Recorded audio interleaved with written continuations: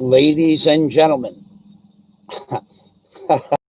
I gotta tell you, ladies and gentlemen, I have listened to some crazy stuff on the internet, but nothing more crazy than one crying in the wilderness as to whether or not who won the election, who didn't win the election. Do you know that if you were to be foolish enough to follow the mainstream media and one American network, I think it is, or the Australian news network, do you know that if you were foolish enough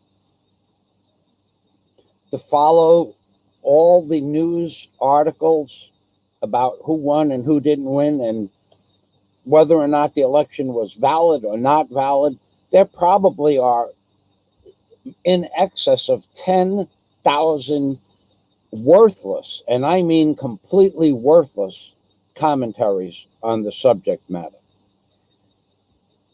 There may not be any truthful commentaries on the subject matter. One day, one American news network or the Australian news network says Trump won. The next 15 minutes later, there's proof that Trump lost. Biden won. Biden lost. This is all to keep you, what Henry Kissinger called the useless eaters. This is all preset, preordained, and programmed to confuse you and to do nothing for you other than to waste valuable life energy trying to figure out what really happened. Now, in regards to whether or not Trump won, I've already done several videos on this topic matter. If Trump, and he did, hired the lawyer team that they said he did, well, then all he actually did was hired a gaggle of criminal lawyers. Sidney Powell, Trump is distancing himself from, was a representative for Enron oil industry that defrauded the world for somewhere over $100 billion in stocks. They built the stock up to $90, $91 a share, and then they knocked it down to $1, and everybody lost their shirt. And Sidney Powell, who represents Michael Flynn, not Trump, is representing now not necessarily Trump, but on Trump's side. So she was a prosecuting attorney general. However, now she's not, and now she's taking on private defenses for people like Enron, who defrauded America for $90 billion. In fact, I think Enron paid $40 billion in fines, and she represented them. So she may have once been on the side of the American people, but she is no longer on the side. And the second guy, Giuliani, he is involved in the biggest cover-up in the history of America, what actually happened on 9/11. So Trump has hired Giuliani as his lead defense, and Giuliani is perhaps one of the greatest liars and purveyors of fraud onto the American people as to what happened to 9/11, perhaps. So what you have here is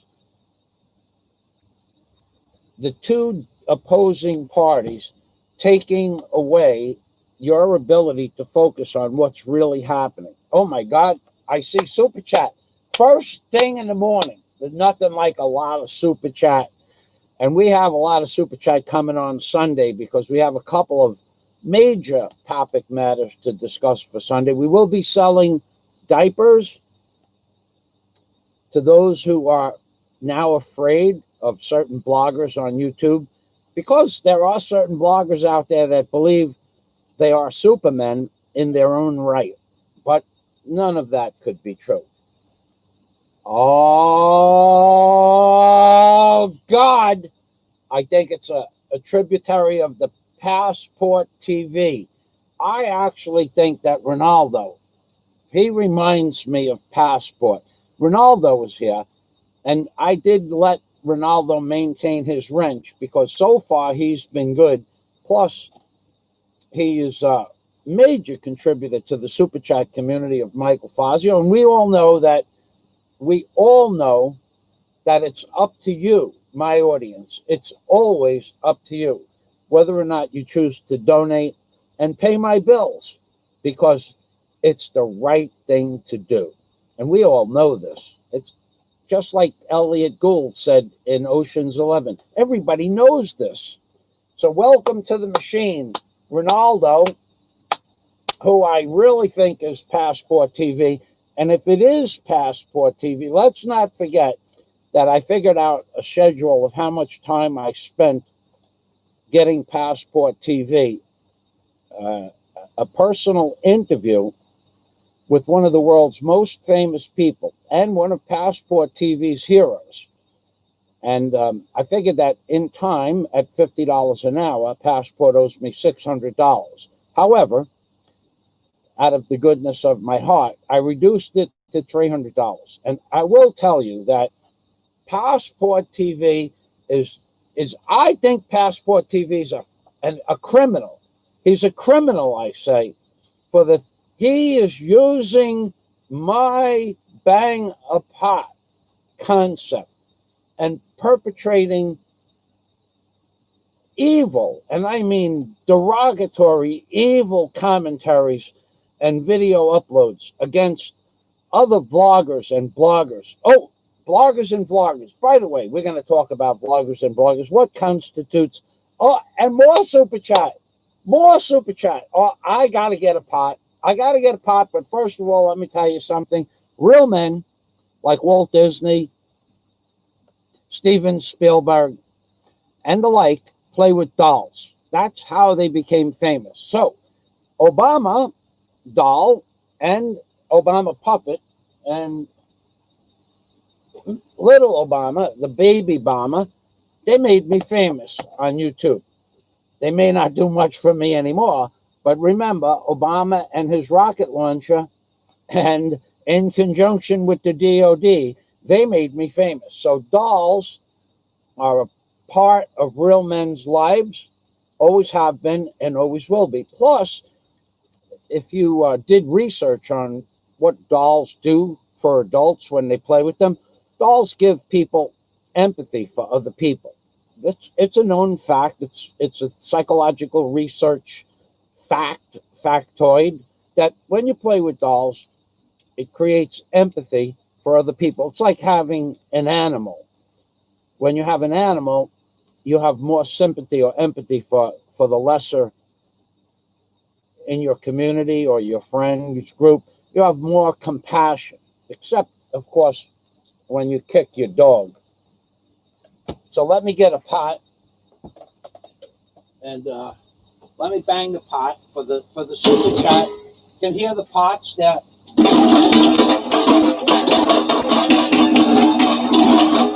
Pots are rattling. The pots are waiting to be. The pots are waiting, baby. And remember, always see, this pot is black, and this pot is happy. This is a happy pot. This is a black pot. Both pots matter. But today, in the title, we're going to talk about how black pots apparently matter more because Mr. Trump threw Rand Paul under the bus. And if you don't believe me, I'm going to give you the link to that article, and then we're going to bang a pot. Oh, John Escape is in the house. Oh, my God. I got to go through who each person is. I got to do that. So let's congratulate the Dennis Adams channel, which I'd like him to post the link. Dennis Adams is YouTube's #1 blogger when it comes to coal stoves. So Dennis, please put up the link to your channel. And we thank Dennis for his most gracious contribution, and we bang a pot in honor of the greatest coal stove channel in the history of the YouTube community. And if you go to Dennis Adam channel, you'll see how to make a coal stove work properly, efficiently, how to get coal, what kind of coal there is to burn, how much coal costs, $210 a ton. I remember when coal was $20 a ton, but that makes me old. And how to stoke a coal stove, how to repair a coal stove, and how to install a coal stove, all done on the Dennis Adam channel. So thank you, Dennis Adam. And with that, we'll go to the next super chatter. A man who operates a horse. What does he breeds horses? John Escape. John Escape is a horse breeder, well known in the community of the racing circuit, known as, well, from my understanding, Aqueduct Racetrack in Belmont and the Kentucky Derby. John participates in one way or another in some sort of fashion with the most well-known and advertised horse races in America, because John's family has been in the horse racing and breeding business for over 50 years. But more importantly, John himself is the man who arranges the transportation for the horses to the different horse racing establishments like the Kentucky Derby, Aqueduct Racetrack, Belmont, and wherever else horses go for the big money payoffs. John Escape is actually a man who, if you wanted to buy a racehorse from, John Escape could at least either sell you a proper racehorse that has the potential to win, or a racehorse that may have the potential to win. But if you want something different, and you could get in touch with John Escape through me or leaving a message on this chat board, if you were a serious horse racing person, then you could find out more information as to how much a racehorse costs, how much it would cost for a racehorse that has the potential to win, and how much it would cost to transport a horse from one racetrack to another. And aside from all of that, John does this on his time off from his real job, which is the supervisor of approximately 700 people. So not in theory, but in fact, John Escape has 700 people working directly underneath him in different venues that are supervised by other people that work under John Escape. So John Escape is no slouch when it comes to being an achiever. In fact, probably you could call John Escape an overachiever, which will bring me into a topic matter of underachiever and underachiever bloggers in the YouTube community, but that will be in the near distant future, 15 minutes from now. And of course, we have Ronaldo, who I actually believe it's Passport TV, and he's working off that $300 that I have reduced what I believe he owes me, because I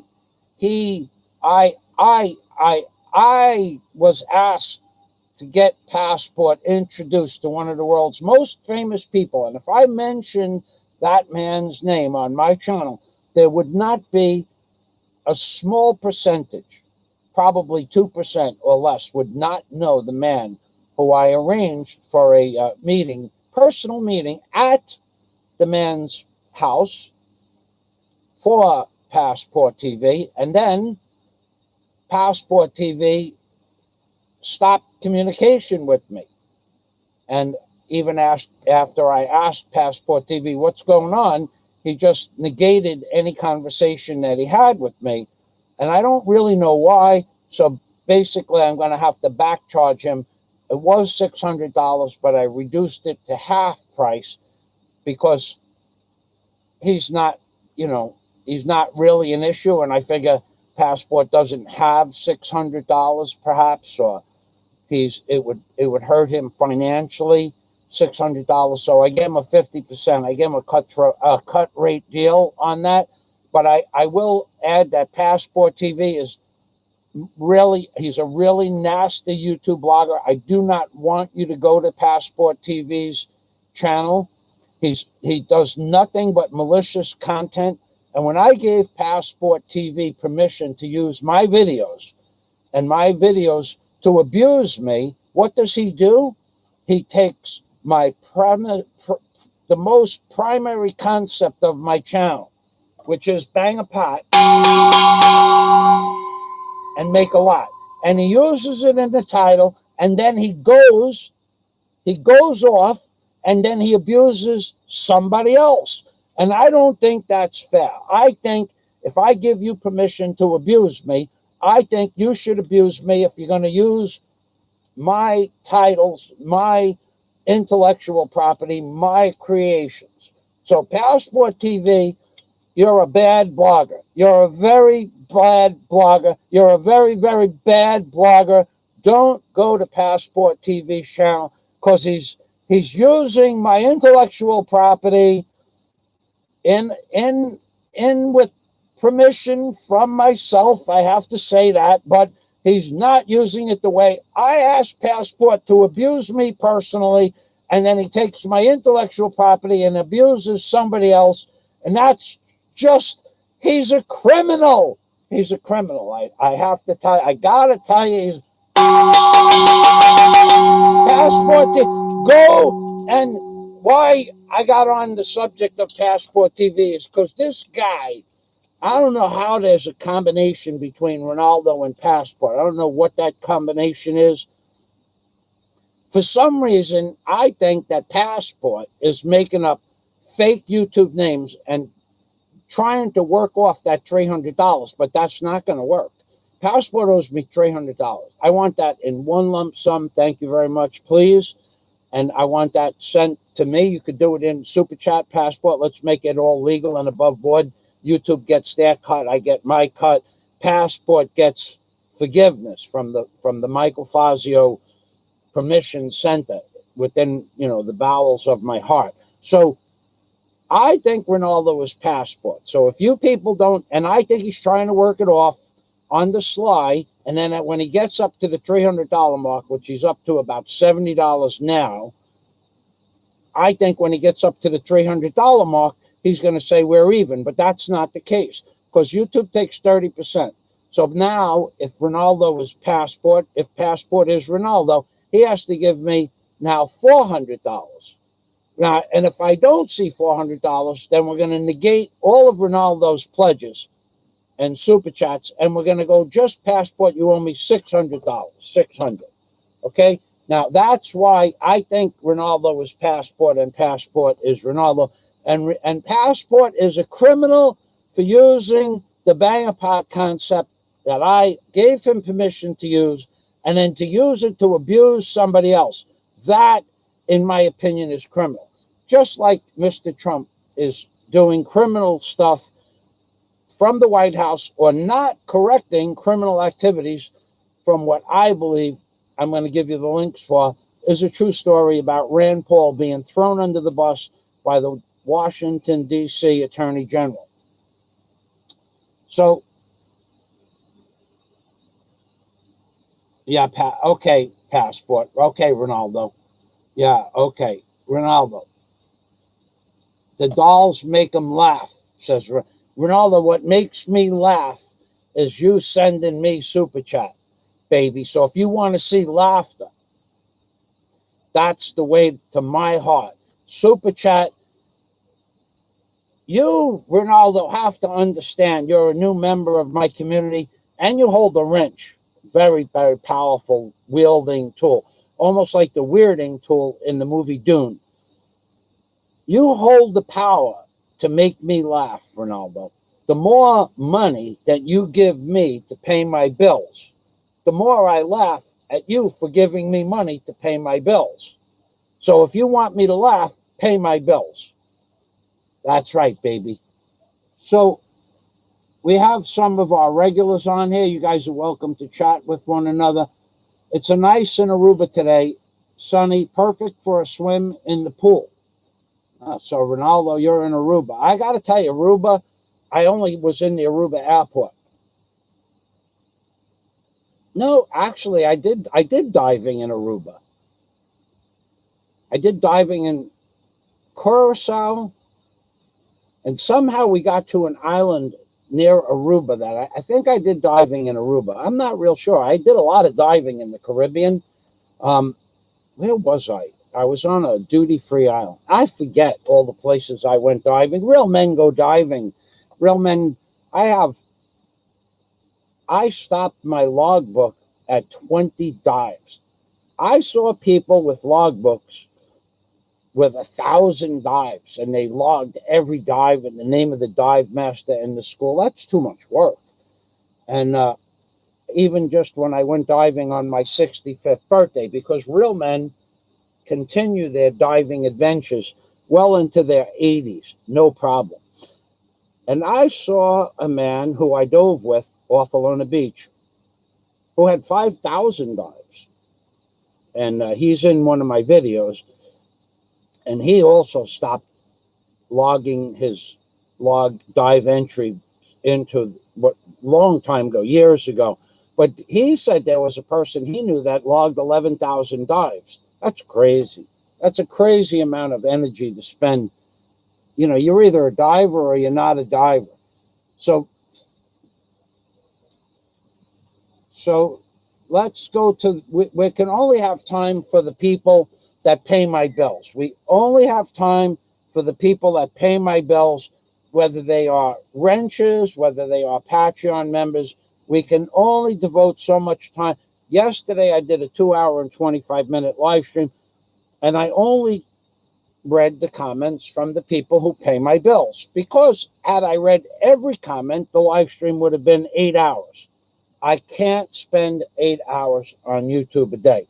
YouTube is not my life. I am not a recluse in Cebu who has devoted their life to blogging. And we will talk about a Cebu recluse, the Cebu recluse, in a few minutes. So we have the Scott Del Fuego, the Scott Del Fuego, the wordsmith. Welcome. Let's bang up. We will not bang a black pot for Scott, even though it rhymes. We will bang a pot, the money pot, because Scott has been very generous with kind words, friendship between myself and all of the other wrenches except Ronaldo. I'm not real sure who Ronaldo is, but Ronaldo kind of bought a wrench from me for $65 last week, and I've been checking. Ronaldo hasn't broken any of the wrenching rules, and I wish to talk about wrenches in a minute as well. So Scott Del Fuego has something to say. I have to shorten comments, and typing on this tablet is slow and awkward. That said, the fact is Michael Fazio is a treasure and icon. Just listening to the brilliance on his show makes you indebted. Indebted is a good word, and indebted is what you should be. And when I say indebted, what I mean is you, all of you, should pay my bills. Let's make no bones about it. You are there, and I am here, and you're there to pay my bills. I mean, so now that that's said, and you all know you're indebted, you know what you have to do. On the bottom of my chat window is a super chat button for 3 reasons. 1, I've earned it. 2, I, Michael Fazio, even you have heard different stories, am a paying member to the Filipino BIR, Bureau of Internal Revenue, tax office, registered taxpayer. And when you start to go to people's channels and you don't see that super chat button at the bottom anymore, It's because they neglected to do their fiduciary duties to the Philippines tax office. Don't make any mistake about it. Now, you hear people say, prove to me, show me your tax certificate. I don't have to show you anything. Nothing do I have to show you. All I have to do is go every 90 days to the tax office, show them my ledger book, and give them their 3%. That's all I have to do. And the clowns, the pieces of human garbage that have said, I am not a registered member of the tax BIR in the Philippines, and have constantly been wrong about everything I have wagered them, are wrong about that too. And almost it has subsided to a point where it doesn't be sounding off on YouTube with bullshit anymore. However, there are also the other $10,000 Fazio challenges, which you'll hear people say, oh, he doesn't have $10,000. He's not going to build a hotel. And yet, I will say those cowards, all of those cowards, every one of those cowards have the opportunity for $10,000 wager to see the plans, the permits, and the fact that I am allowed to build a hotel in the Philippines. And with that $10,000 wager will go the paperwork for my Ocean Racer, my Cobra Mustang, and the papers of when I bought the house in Key Largo, which was worth $1.2 million in the beginning of 2006. Although you hear some clowns say the house never had a value of more than $680,000, they can't prove that. They can only prove that today's value is $680. That's because Trump has destroyed the economy. And Obama destroyed the economy before that. But in 2006, the value of my house was worth $1.2 million. Where they get $3 million from, it's because their brains, anybody that said I said my house was worth $3 million, it's because their brains are having short circuiting, because they're working on 2% and they're trying to pump out more than 2% knowledge. And what they did was they got the numbers configurated with a different number that I said for a different house.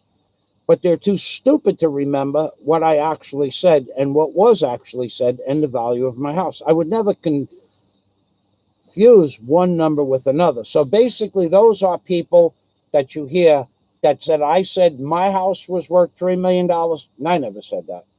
I never said that. I did say the number $3 million, but what's happening is those people are working with 2% or less of their brain. Now, it doesn't mean that some part of their brain has the ability to retain knowledge. And those abilities of people with using 2 or 3% of their brain that have one singularity of brain trust that can focus on one topic, like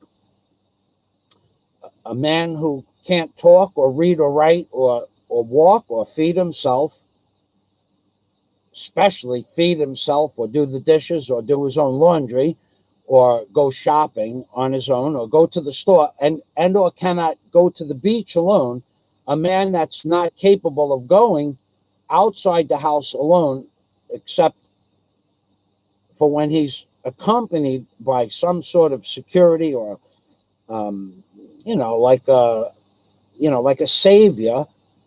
Those people sometimes have what is called an idiot savant aspect of them, where their one part of their brain functions continually for one purpose, whether it's to memorize a recital by Beethoven or whether it's to abuse people.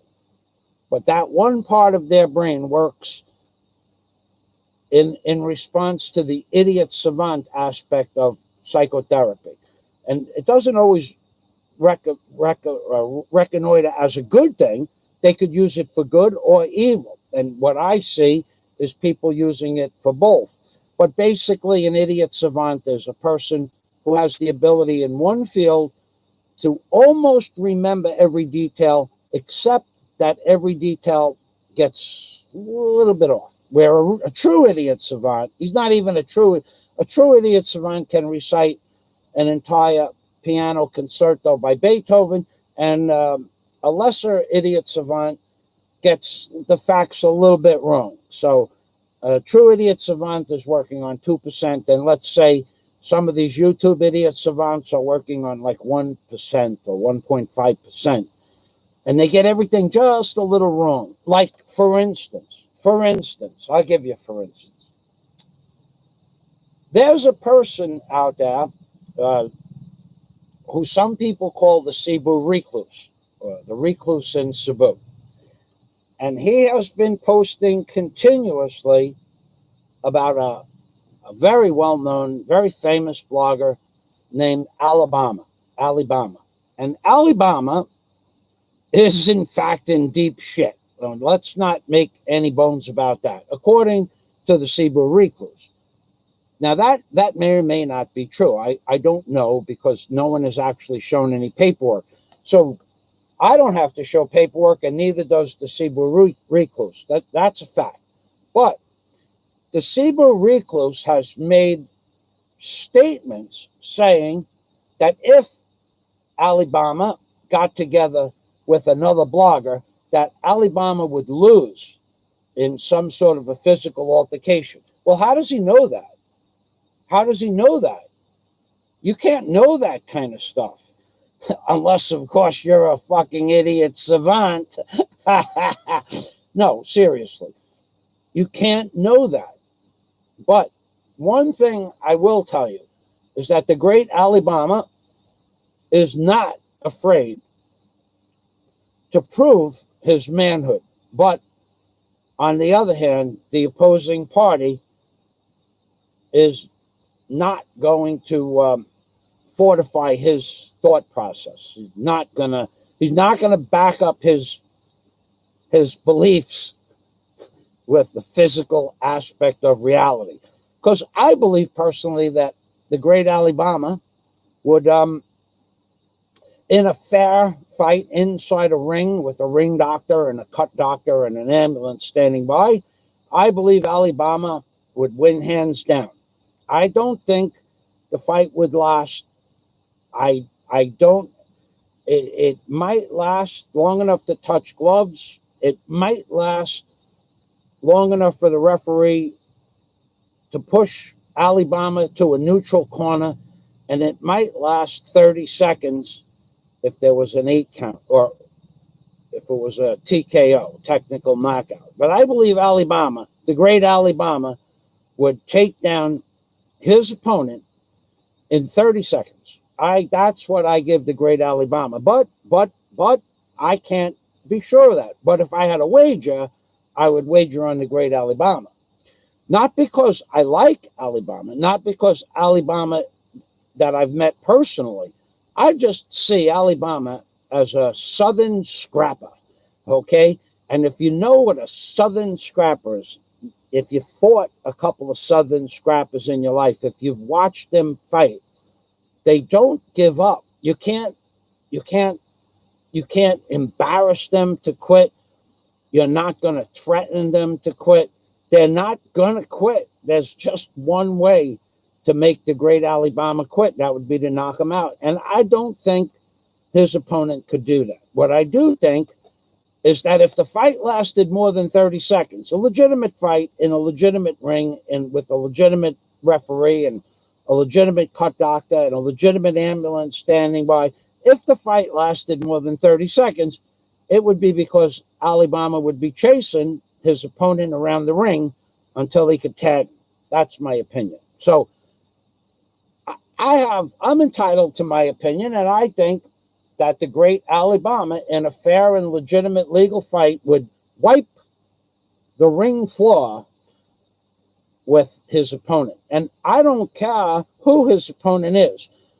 I think Alibama would have the ability to put up a fantastic fight with people 2 or 3 weight classes above him, maybe more, because he is just the kind of guy that you're not gonna just smack him and have him fall down. And that's why there's so much fear in his opponent. That's why you hear this constant attack about the great Alabama. That's why the attack never stops. And that is one aspect of a possible idiot savant who just knows how to do one thing: abuse people. And the great Alabama has been abused. So I don't know where to go from there.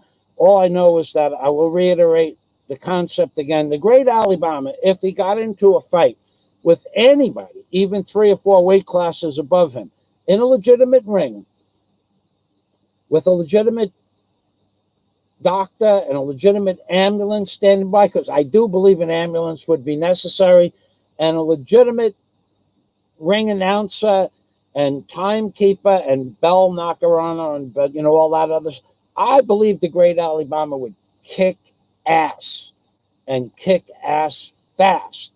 The longest part of that fight would be running after his opponent and tagging him. That's my opinion. Okay, so now Scott said you should definitely offer financial recompense for the knowledge you gain and the efforts, homages to save you people from the certain death planned by the power elites. I am offering financial recompense to those people. I have been helping you people more in the last 10 years than any other blogger in the Philippines blogging community. What you hear is Fazio's crazy.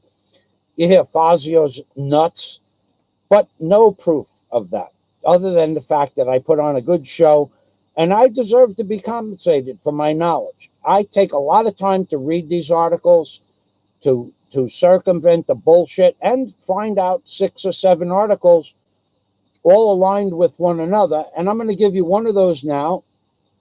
And thank you, Scott.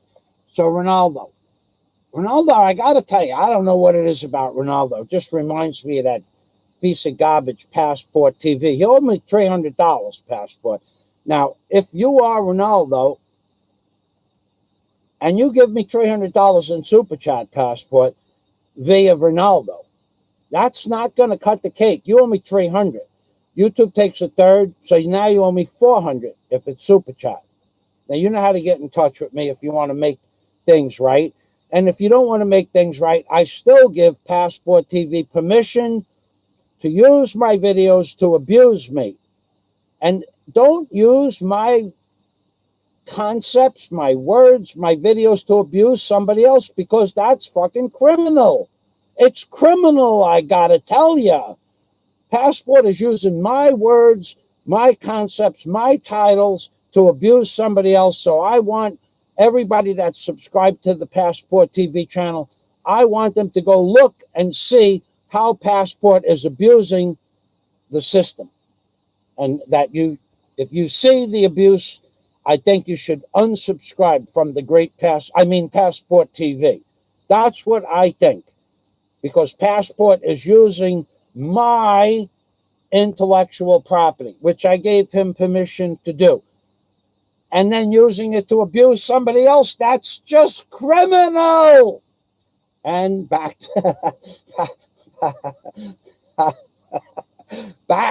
back, I say.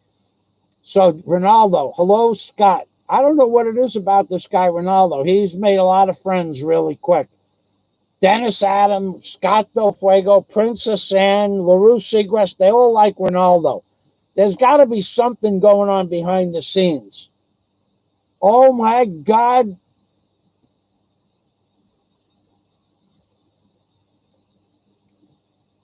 Oh, my God. We have the Hopsters in the house.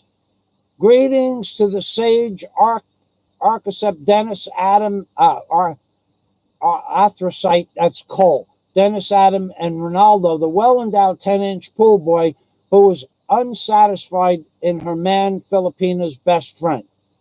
I don't know what that means. John Escape says, hello, Scott. Thank you for the super chat, John Escape. Layered cream cheese, sweet potato pie. Let's see. Let's see what else we have.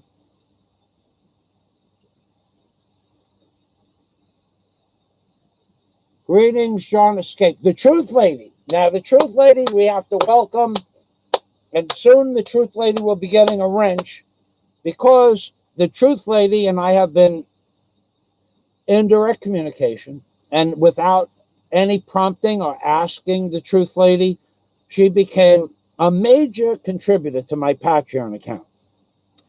Now, I personally asked the Truth Lady to not become a member of my Patreon account for various reasons, and that I would send her a link for the videos privately, and she wouldn't have to be a member of my Patreon account, because the Truth Lady is not a wealthy or rich person, as some people on the Patreon account have pensions and good jobs. The Truth Lady is working on a fixed salary. So I asked the Truth Lady, and she's here to confirm what I said, to unsubscribe from my Patreon, and I would send her links to the videos. So she is here if you want to question her on that. Don't abuse her, because she's going to have a wrench as soon as I have my next conversation with her, and I explain how to use a wrench, how to wield the power of a wrench properly. So, Truth Lady, thank you for being the newest, and I might add, very generous member of my Patreon community. Now, the Hapsters, happy Thanksgiving, Mr. and Mrs. Hapster. If that's in your plans to have a Thanksgiving dinner with a legitimate turkey, I missed that. I did go out for dinner last night. I had a fried calzone called the Diablo calzone, and I will be doing a video in along the alignment of how the Hapsters do videos. If they have something good to say about something, they report the good thing that they have to report. However, the Hapsters are not going to go on YouTube and say a negative report. They just don't say anything. And then I'm going to give you a dissertation on how to do a proper pizza restaurant review. And then in a few days, I'm going to post my pizza videos that I made last night, where I met some people from Australia and Chicago. And we're all going snorkeling. I just spoke with the gentleman this morning. We're going to go snorkeling. I'm going to take him to a very special place so that he can see the nicest reef in Pang Lao. And I think I have a new follower. I won't mention his name, but we had a fantastic time.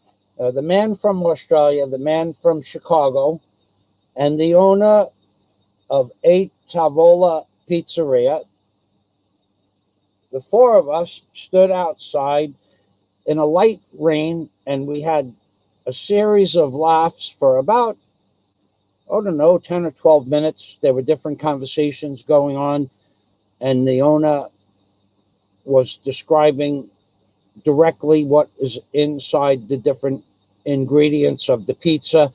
And then he came over to my table and said, we have that calzone in, we can fry that calzone for you. Now, I don't know if anybody's ever had a fried calzone or a baked calzone and knows the difference, but there's a big difference. And I will do a segment on how to do a proper restaurant review without having fear for your life the next time you go into a restaurant and or have a meal if you give them a bad review. It serves no purpose to give a bad restaurant review unless you like very salty food.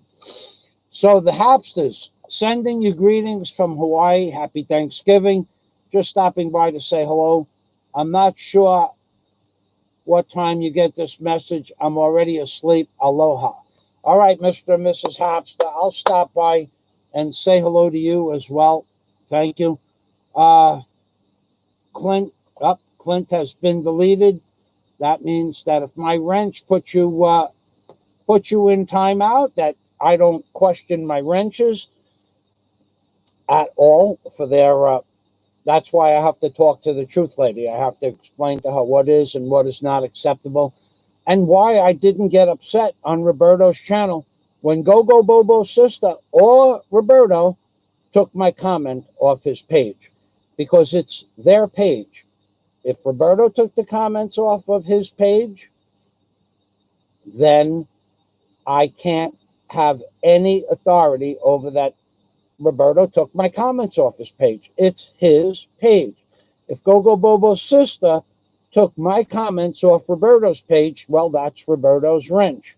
I'm not going to talk bad about Gogo Bobo's sister.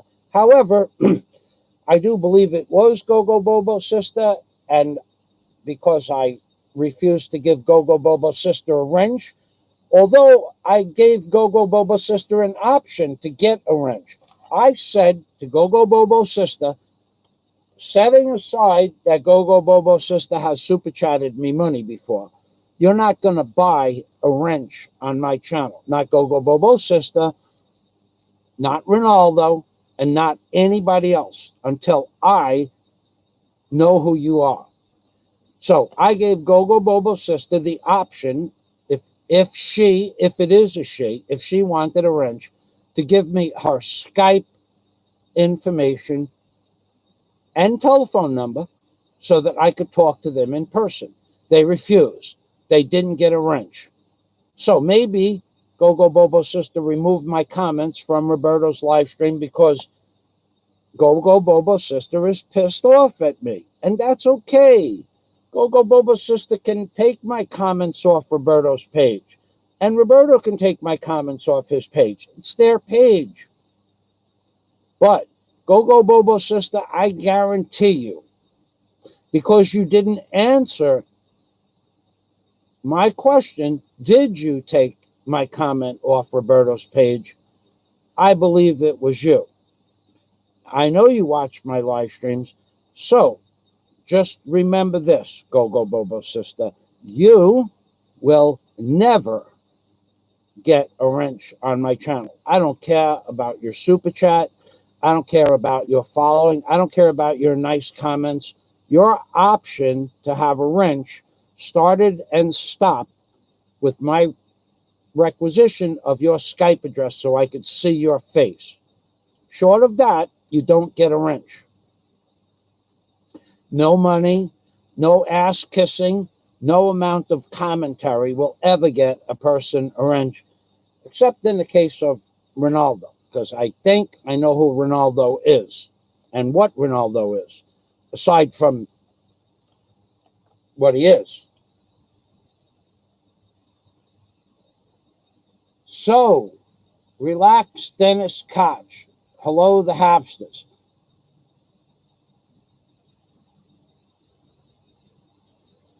Yeah, the Truth Lady. See, the Truth Lady has been following me for a short time, but she's watched most of my videos. We just have to have one conversation, and then the Truth Lady would get a wrench. Even though I haven't had that conversation with Ronaldo, I plan on having that conversation with Ronaldo. Now, we do have some trolls here, and I have been asked. Oh, we see Dennis Adam is working the wrench properly. John Escape is working the wrench properly. Oh my God. See, my wrenches, and I don't question them. I don't even read the comments when my wrenches block them because my wrenches know how to wield the wrench, the power of the wrench. John Escape. John Escape says, is a Hoodwinked by an Angel is a great channel for real people, not douchebags. Thank you. Love, love, love from the Hapsters. Mr. and Mrs. Hapster. They have a great channel.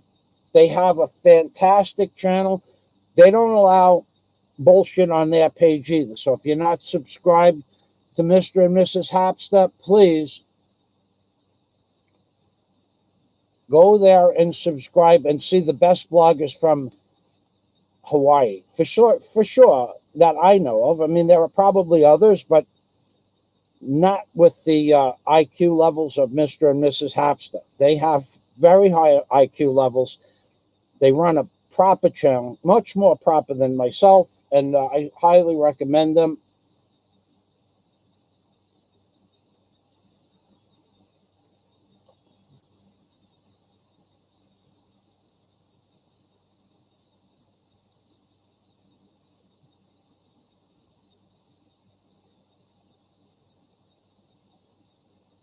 Okay, now we have an important question from Michael McFarland, who I might tell you is a very generous man to myself. So, what I want to ask you, Michael McFarland, is I am not sure where you are going with that. Okay, so I think I know who you're talking about, Michael McFarland. And so I think Michael McFarland is talking about a liar. A liar. I gotta tell you, that part I did see. I heard a story about someone who said they got an NBI clearance, but I did not hear that their paperwork was 10 pages long. So, Michael McFarland, please, if you're still here, without mentioning names, will you confirm, at least in the comment section, that someone said their NBI clearance certificate was 10 pages long? A simple yes, you heard that in a video format, or no, there's a mistake somewhere along the line. Because that guy who I heard say got an NBI clearance, he probably could get an NBI clearance. I don't see why not, but I don't know that he said that it's 10 pages long. So if you heard that, please confirm. Thank you, Mike. All my loves from the Truth Lady. That's Deborah. Thank you. Truth Lady, thank you. Michael, thank you. Dennis, thank you. John, thank you. Scott, thank you. Mr. and Mrs. Hapster, thank you. Ronaldo, thank you. John, thank you. Everybody, thank you. Thank you very much. And all of those people that I just mentioned are major contributors to my Patreon fund. So don't hold it against them, because if you don't have a Patreon account and you're blogging from the Philippines, it's because you screwed up with your paperwork and didn't get your BIR clearance in before July 27th, and I did. And now your so-called great researchers, they have that one less thing that they can say about my channel and my super chat button. It's legit. It's a legit button. So remember, everybody out there, it's not your job to pay my bills. But with that said, it's your job to pay my bills. If I have an electric bill, it's your job to pay my electric bill. If I have an internet bill, it's your job to pay my internet bill. If I have a telephone bill, it's your job to pay my telephone bill. If I want to go out for dinner, it's your job to pay those things. Because I've been in the Philippines now 6 years and 10 months, and I've been paying most of my bills on my own without any help from anybody else. So how is it that I paid my bills without the help of you people up until now? And how is it that you're not paying all my bills from here on in? I don't see the reasoning behind this. If I have a bill, my bills are your bills, and your bills are your bills. And everybody knows this. This is a fact of life. It's your job to wake up in the morning, research my channel, see what bills I have, get the totals together, and super chat me that much money. That's your job. Everybody knows this.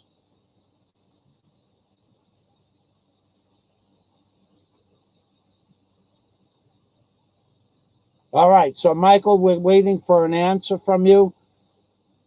Oh, and again, all the people whose names I'm mentioning, all are major contributors to my Patreon page. So thank you, Truth Lady. All my love from the Truth Lady. And everybody saying hello to John, to Michael McFarland, doing great. John, what happened there? Where Doing great. Where is Warren H? John, Warren H right now, at this very moment, is in a doctor's office. He was in the hospital until 5 p.m. last night, and he was 3 p.m. Philippines time. He was in the hospital until 3 p.m. Philippines time. When he came home, and before I went out for a pizza dinner, which was really my Thanksgiving dinner, before I went out, Warren and I chatted only, and Warren was very tired and went to sleep. And when Warren got up this morning, we said hello, and Warren was off to a different doctor for a different thing. So by 1 p.m. Philippines time, I should be able to get back in touch with Warren, and we might have an update on some other things that are going on with Warren's medical issues. But right now, Warren is alive and well, and he went in for a different checkup, not an emergency operation or not radiotherapy today or anything like that. He went in for a scan to check on something that was done a few months ago, I believe. So right now, Warren is in good spirits, and he is alive, and he is doing well. And the doctors kind of agree that Warren's going to make a full recovery, and that Warren will be headed to the Philippines, but he will not be alone. I will just give you a little hint of Gadanka. I will tell you, when Warren comes to the Philippines, he's going to bring possibly some of his musician friends, and they're going to put on they're going to bring some musical instruments, and they're going to borrow some musical instruments from the locals, and they're going to put on a little bit of a show. And when Warren is all together better, it's going to be Warren's way of saying thank you to his close personal friends. He's going to bring several friends to Bohol, and we're all going to have a little party on the beach, a little music. We're going to rent an amplifier and whatever instruments they can't get on the plane. He's going to bring some of his guitars for his band members, and most of his band members are, in fact, police that he served with in the Australian Police Department. So Warren said there may be up to 13 people coming with him. So I'm not real sure if that was a clerical error or not, but Warren did say that when all is well, he's going to bring a group of his personal friends to the Philippines for a vacation. So that we will have to look forward to that. Thank you for asking about our friend Warren H. Scott says, I am thankful for my friendships developed here and for Michael Fazio's generosity in allowing me to contribute with Super Chat. Ooh, Scott is thanking me to give me money. I like that. I ought to bang the pot. I ought to bang the pot for that. That's a classic comment. That ought to get them going, Scott. Bang a pot, give Michael Fazio a lot, and then say thank you, Michael Fazio, for allowing me to contribute. It's gotta be a classic line. Scott Del Fuego, wordsmithing again. People thanking me for allowing them to give me Super Chat. But in another aspect of reality, I have a 12-part series of how much effort it took me to get my BIR tax certificate. I want to just go through that right now. So let me finish that chat.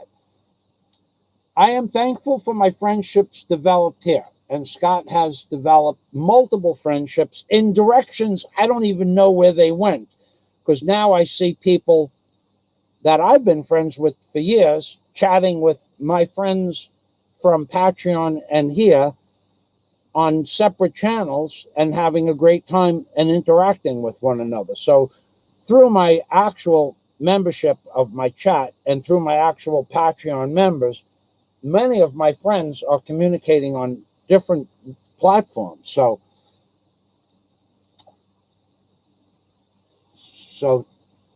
I am thankful for my friendships developed here and for Michael Fazio's generosity in allowing me to contribute with Super Chat to reward his knowledge sharing and help in a small way with his project, which is, of course, the hotel.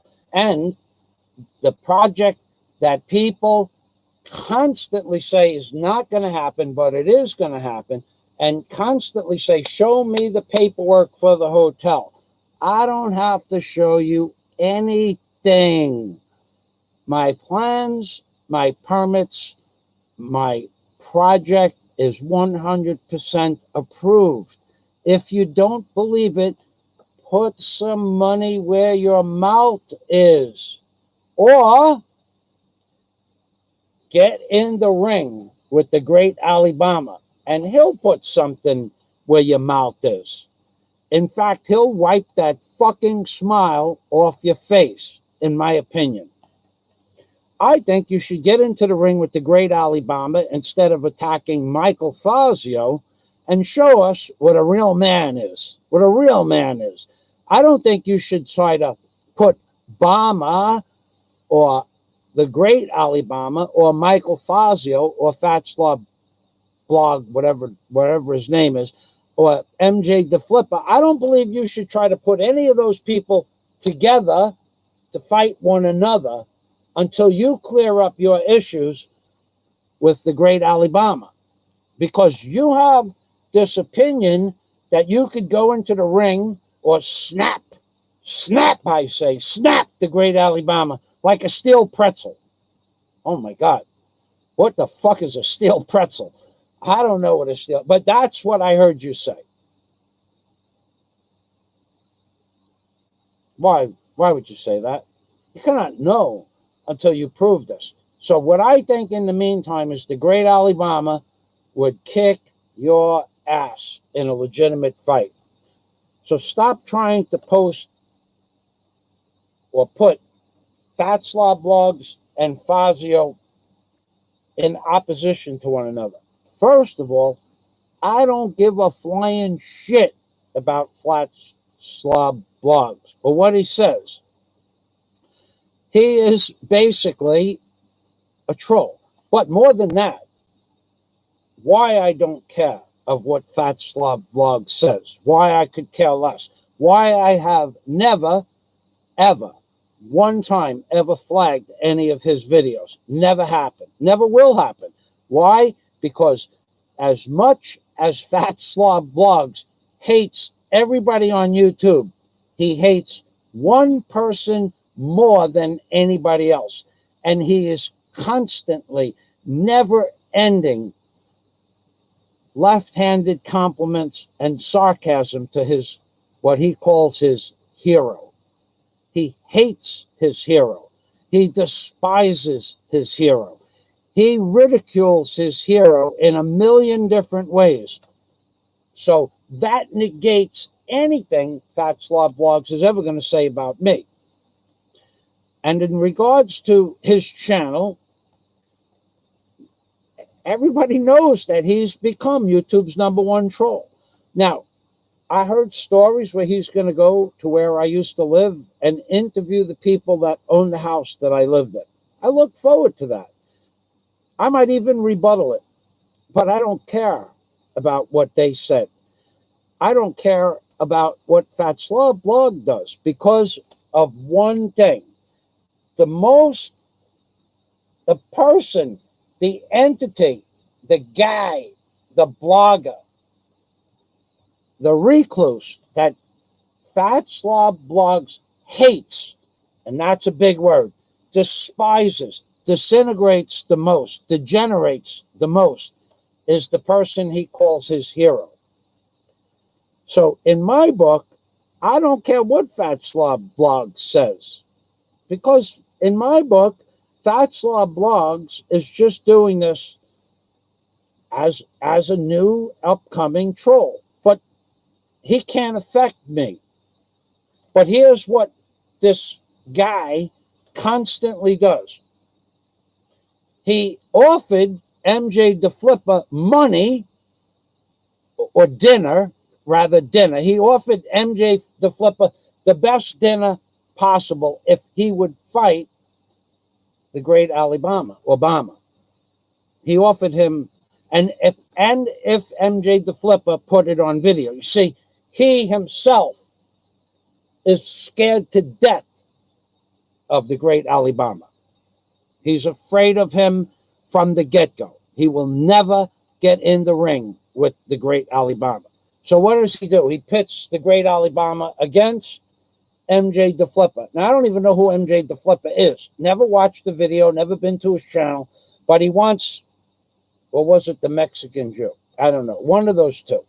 He wants those two guys to fight so that, for what reason? Because he is scared to fucking death of the great Alabama. He would never face the great Alabama. The fact that he sized up the great Alabama, the fact that he talks about the great Alabama's girlfriend in the way he does, the fact that he taunts the great Alabama, the fact that he can't stop, the fact that he said he was going to stop and then posted 14 videos in one day, without his face, of course, and then took them down immediately. The fact that Flywoods said this morning on Fats Law Blogs that a certain blogger, had he left up a live stream that he posted, probably would get his channel taken down for that one live stream. So if Flywoods 1 is watching or does watch this, I would appreciate it if you would post the name of that video so that we could watch it and make a determination for ourselves. And Flywoods 1 is a friend of Warren, so perhaps if Warren sees this live stream, he can ask for the name of the video, and if someone has the video, we can all watch the video if someone else has it posted somewhere, so that we could determine whether or not how deep shit a certain guy that's afraid of a guy who he's been ridiculing for 3 weeks, nonstop, day and night. And why? Because he is scared to death of getting in a legitimate fight, in a legitimate ring with the great Alabama. He would get his shit online sorted out, in my opinion. That would be what would happen. Now, I could be wrong, but I wouldn't make a wager on anybody but the great Alabama. I think he would win hands up. Like I said, the longest part of that fight would be the great Alabama chasing his opponent around the ring so he could tag him. That would be the longest part of the fight. I seriously believe that. We have a guy that doesn't really have anything at all to be ashamed of when it comes to fighting. I believe that guy is a scrapper. I believe that guy would just rip that other guy a new asshole. I believe that Alabama's fighting skills, whether they exist or not, would far supersede that of the Cebu recluse, the recluse in Cebu. And we'll talk about the recluse in Cebu right now. But first I have to post. I see my new wrench, LaRue Segrest, is here. Hello, LaRue Segrest. Welcome to the machine.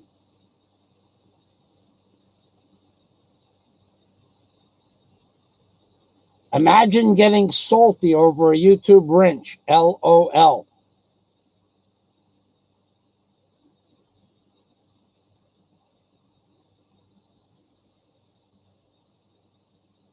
Okay, so I don't know. I may have missed the comment. Welcome, LaRue Segrest. Michael McFarland. I used to have one, but I don't care about it, Scott Del Fuego. A wrench. Michael McFarland used to have. Yeah, I took the wrenches away from a lot of people.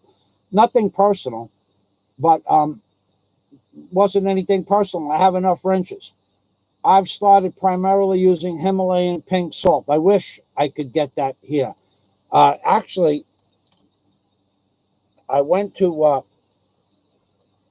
Giuseppe's Pizzeria last night first before I went to Etavola, Scott. And Giuseppe's has pink Himalaya salt. And the last time I was there, I actually forgot to ask them if I could buy some. I don't think they're going to let me because they get that imported. But that salt I can use, but the salt here I can't. So I do have kosher salt from New York City in a box, in a box, in a box. And you know where that box is. It's buried in a box. So I have 5 kilos of salt that are perfectly okay for me to consume.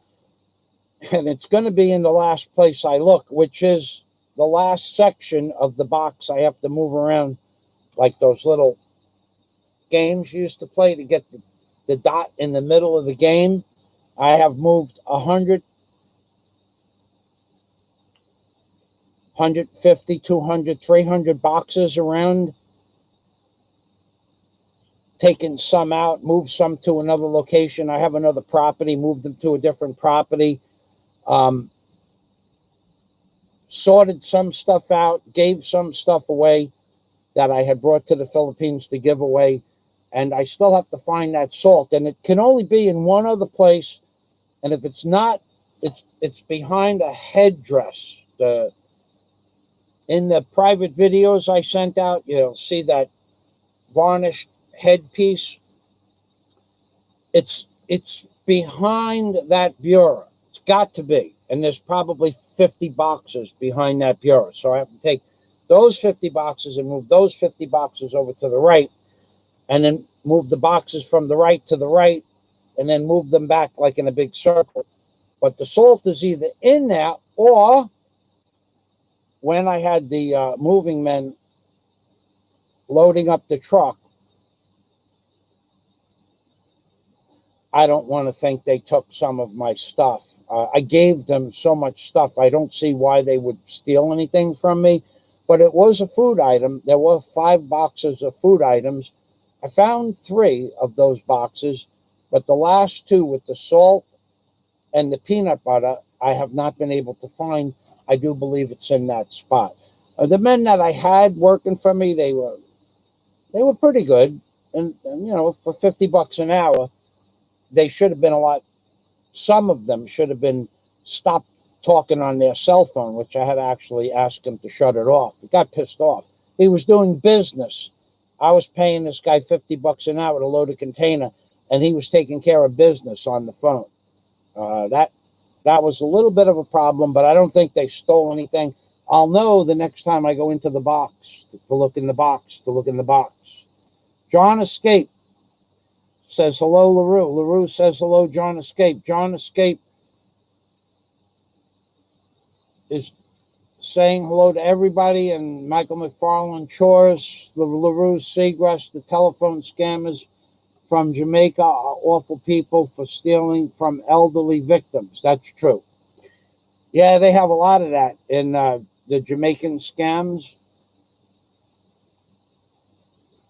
The Truth Lady uses Himalaya pink salt. Scott Del Fuego. You ever try evaporating seawater and try that salt? No, I've never done that. That would cost nothing but a fantastic amount of time and energy.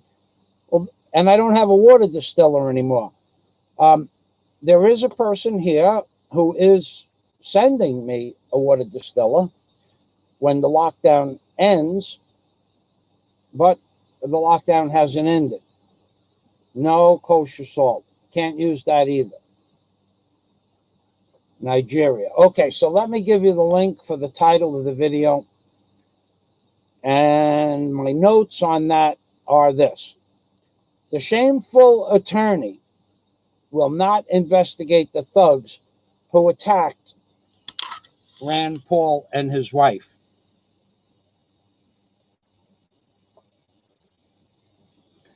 Okay, so I'm going to post that link, and then I'm going to post the link. You guys need to watch this link. I'm going to post it 3 times, as I always do. And what you're going to see here is how Trump doesn't give a flying shit about even a senator. A member of the Senate, Rand Paul, got attacked by Black Lives Matter and Antifa. A policeman trying to protect him went to the hospital. And the state attorney general for Washington, D.C. itself refused to arrest anybody in the attack, even though a police officer was injured and hospitalized. Twice that happened. They were attacked. Had it not been for the police, Rand Paul said he may have died.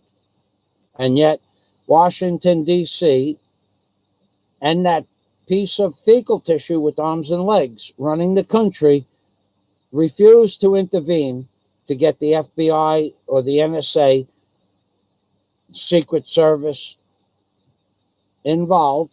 And the Attorney General for Washington, D.C. refused to get them involved to even arrest anybody in the attack and prosecute them, because Rand Paul, in this article I gave you, Rand Paul made a clear and precise statement that some entity who he believed paid for and flew the protesters into Washington as part of a protest program. Somebody paid for them, said Rand Paul. Somebody's supervising them. Somebody's putting them up in a quality hotel. Somebody's paying for the signages that they use, the signs, and somebody's paying them an hourly wage to protest. And he made that statement clear as day to the press, and Trump refuses to intervene, and the Washington police refused to arrest anybody in Black Lives Matter that attacked Rand Paul, even though at the time they could have arrested a dozen or so people. And you're going to see Rand Paul make that statement.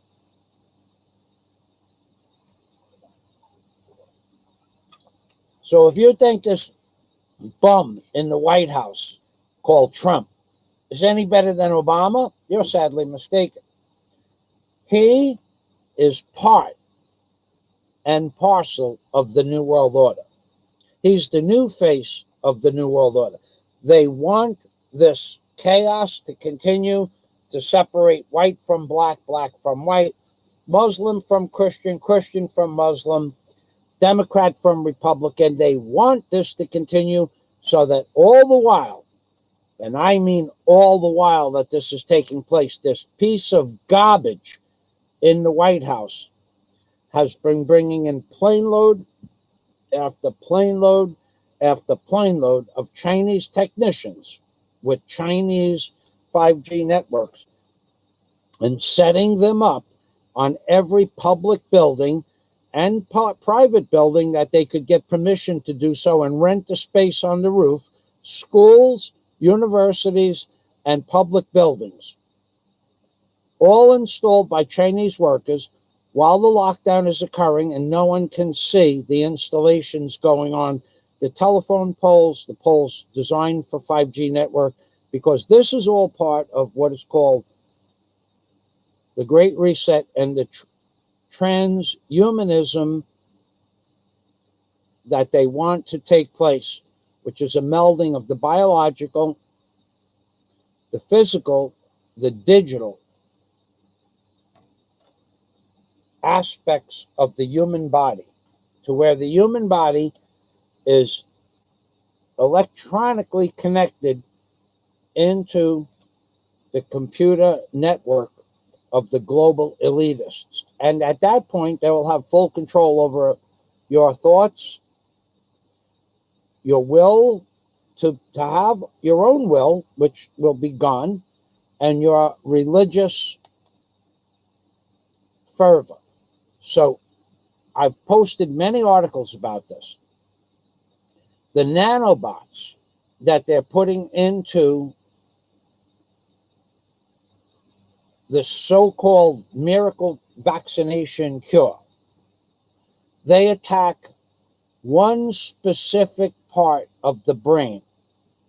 And that part is what is known as the third eye, or the Kundalini, the highest chakra point, your third eye, and the Kundalini aspect of your body. and it shuts off your ability to worship your concept of God. In other words, they've pinpointed a place in the brain that focuses on spirituality, which is, of course, your third eye. It's always been like this for 10,000 years. Every religion and culture knows that the energy flows up through your spine and ends up in your third eye. That this nanobot technology, it somehow negates spirituality, but it also does other things. So I'm going to give you that article right now.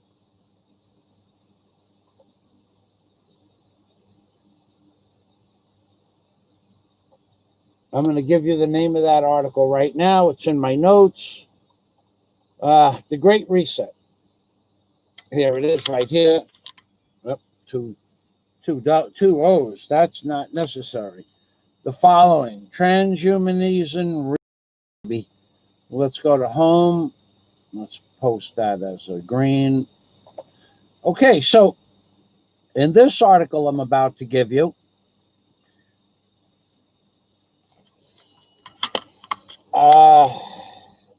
this one is sick crazy. If you watch this and you understand this to be true, anise water, yeah, baby. I can drink anise water.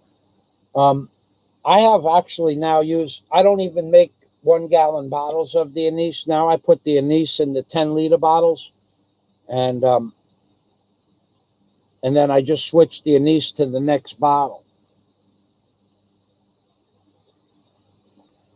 So let me give you the name of this article and the link, and then I'll describe what's in the article and the link, and then you could see for yourself. Nope, that's the wrong.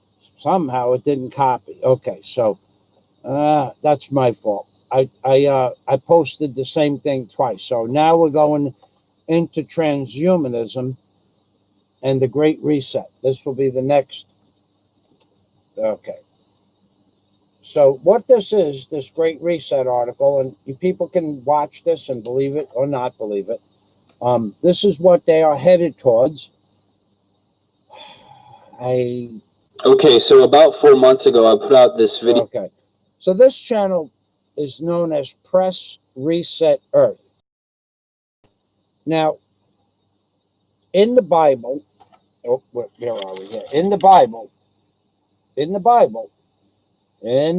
right? Let me see if I can see me. In the Bible, they were clear as day that there's going to be a mark of the beast. It's going to be in your right hand or your forehead. Now, inasmuch as the Bible was probably written by people who create history, our future, and delegate what happened in the past, whether it's true or not.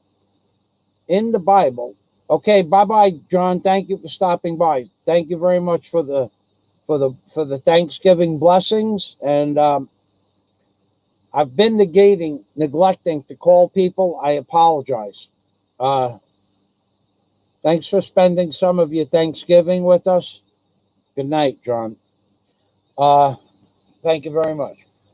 So in the Bible, it talked about the mark of the beast in the right hand or in the forehead. Well, now it's gone beyond that. It already was in your right hand. It already was a pellet that they put into your cranium. That's come and gone. Now they're doing it with nanobots. And that's what this Great Reset and transhumanism video is about. So I will give you, I'm going to show this to you. All right, so here is the guy's channel, Press Resetter. And he has a Patreon account and several other support groups that you can support him if you like. And personally, YouTube has done to him what they've done to me. 83,000 subscribers, 1,400 views on a video that's a day old. That's nothing. He should have 20 or 30,000 views on that. Anyway, so this is his take on the mark of the beast. And then at the 4-minute mark, he reads what the objective is here. So we're going to go to the 4-minute mark. I'm not going to play it. I'm going to read it to you. And this is a summation of what transhumanism is. So transhumanism is the fourth industrial revolution. Okay, transhumanism in brevity, for a speech given to United Nations and the WHO, in brevity, is a fourth industrial revolution and represents a fundamental change in the ways that we live and work. It is a new chapter in human development, enabled by advances that are commensurate with those of the first, second, and third industrial revolutions. Merging, here is the part that you should really be paying attention to. Merging the physical, that's your human body, the digital, that's the chemical. That's the human body on a biological level, worlds, and fusing technologies in ways that create both promise and peril. And there's your key word, promise and peril. Could be for a great purpose, promise, or it could be for an evil purpose. They're telling you right here in these words, they are clear as day, telling you that we can either use this for a beneficial purpose of promise or peril. Here is where this transhumanism reset comes in. The speed, breadth, and depth of this revolution has forced us to rethink how countries should develop. That's the Great Reset. How organizations create value. That's the Great Reset. And how people from all walks of life on Earth can benefit from innovation. That's the Great Reset. Now, as the world grapples with COVID-19, there is an opportunity to further embrace this revolution in ways that create more inclusive, human-centered global economy. Now, if you read this and understand what the words commensurate, incorporate biological technologies, what they want to do is they want to turn you into a robot using nanobots. And this is what I've been telling you, that they are not giving you a vaccination for a virus. It may or may not be a derivative of a virus that happened a year ago or 2 years ago. There may be some truth to what's in the vaccination itself, but the main purpose of the vaccination program, not vaccination. Trump never said there was going to be a vaccination. And never did he say. He said vaccination program, which means like a television series, which means like an ongoing event. Trump never meant that there would be one vaccination. Even recently, Trump said that we will have our first vaccination ready, and therefore thereafter have all vaccinations and methods to incorporate the vaccinations into the populace set up. And what he's doing right now is he's hiring unskilled workers and training them how to vaccinate people. This is the truth. This is what's going on. So Trump's vaccination, that he's all of a sudden the whole world needs a vaccination for something that 99.61% live through. And most of the people that get it don't even know they had it. and most of 90% of the people that die from it are over 70 years old and in nursing homes. This is the Great Reset. This is transhumanism. This is the plan to incorporate nanotechnology into your skin so that instead of scanning a card through a scanner or flashing a card with a code on it, you'll just be able to go like this with your wrist, and it will be in your body, or just walk through a scanner. And the nanobots, they're not going to coagulate in your wrist. Your body is going to become a transmitter and receiver for information from the World Wide Web and the internet and the people that control that. It's not science fiction anymore. It's a reality. So I'm giving you the opportunity to read this article or listen to this video. I'm giving you the opportunity to go down into the links under Press Reset Earth's description and to press on the links that regard what I just said as a commentary, and or do your own research. But of course, you people are too stupid to do your own research. Not all, but most. So when the time comes, there won't be one vaccination. There won't be two vaccinations. It'll be a vaccination program. Whereas it could be 100 vaccinations over the next 10 years. And if you don't comply, your bank account or your ability to buy food is already being limited. Your ability to fly is already being limited in some places if you don't have the vaccination. Or at least the paperwork is going through the political entities to stop travel if you're not vaccinated. Stop getting passports if you're not vaccinated. And to the people out there that try to make me wrong about this, even though I'm giving you the best articles that I have found on the subject after reviewing sometimes 3 or 4, sometimes 10. If they all confirm one another, I just take the one that's the simplest, because you people are not capable of complex thought for the most part. So I give you the simplest method. Now, that fellow Alex Christinoff,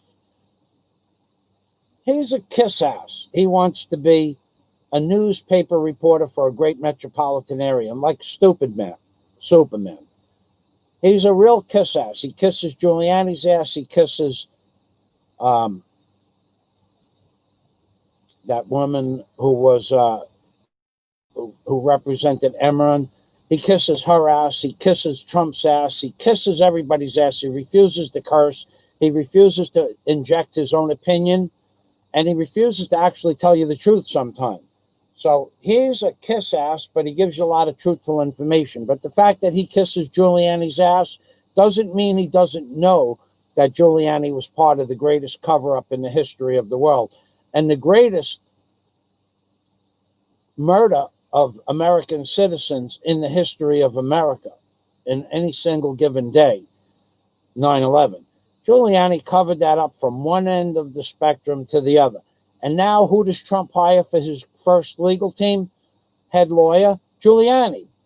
Because they're all fucking criminals. Every one of them. Trump was going to give you, here's the things that Trump never did. Let me go back to my live stream. Here's the things that Trump never did.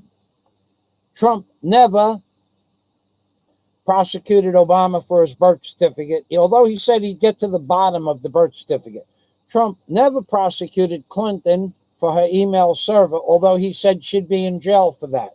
Trump never went after the Podesta brothers for possible connections to pedophilia, even though he said he was going to look into it, even though most people know that pedophilia and child pornography run rampant among Congress and the Senate. Trump never did any of that. Trump never gave anybody any money except the bigs. He gave the bigs $5 trillion in a package known as the CARES package, CARES. The biggest corporation in America. It was voted by both the Democrats and the Republicans, the CARES package, to pass unanimously, no opposing votes, to give the biggest corporations in the world $5 trillion. Even Bernie Sanders, who's supposed to be in opposition to proposals like that, passed and said this is a good thing for our country, indirectly, by voting for the CARES Act. So Trump gave $5 trillion to the biggest corporations of the world, and he gave everybody else $100, when in fact he gave everybody nothing. So 7 months, divide $1,200 into 7 months, comes out to $150 an hour, $175 a month. Instead of saying, and Trump also really screwed the American people. I'm going to post this again. He screwed you, just like Obama screwed you. The difference in the housing bubble from 2008, 2009, where 5.1 million people lost their houses during Obama's housing crisis.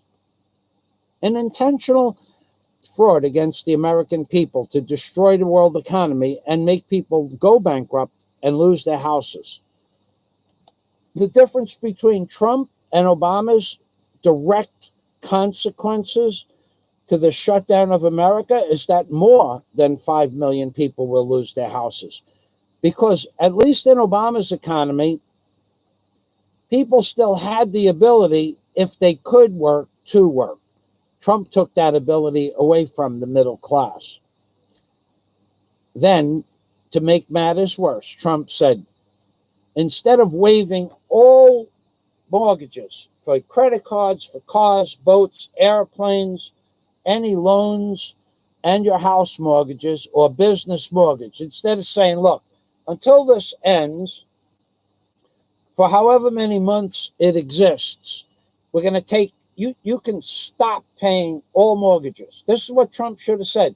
You stop paying your credit card, mortgage, no interest, house mortgage, no interest, no fines, no penalties, boat mortgages, no fines, no penalties, car mortgages or loans, no fines, no penalties. So it lasts 10 months.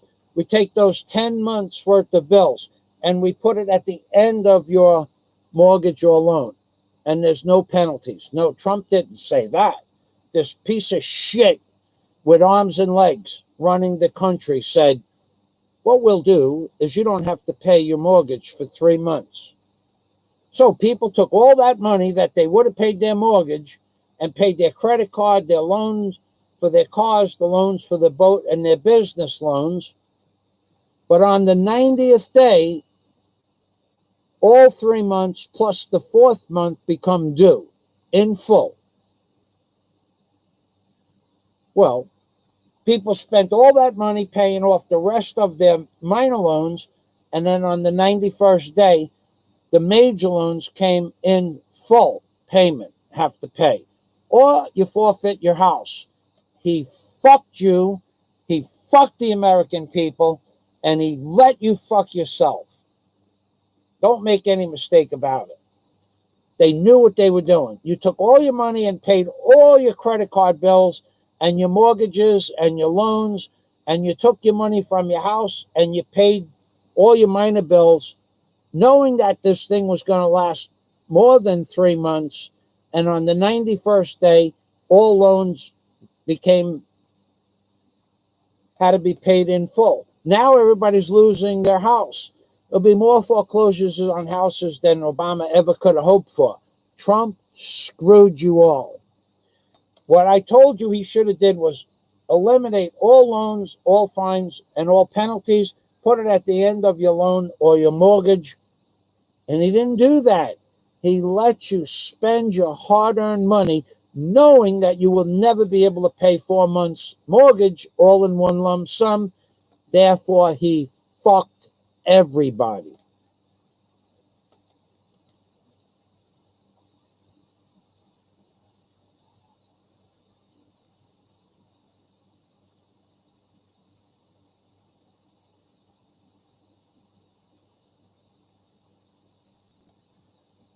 Let me go back to my comment section. Good night, John Escape. I did say that. Yeah, okay, we will talk soon. Nice. John Escape is being greeted and said good night from Dennis and Scott. If I enter, says Scott Del Fuego, the Philippines in Cebu, I know that if I asked Michael to meet me there and help me acclimate and find my way around, of course, that would be no problem.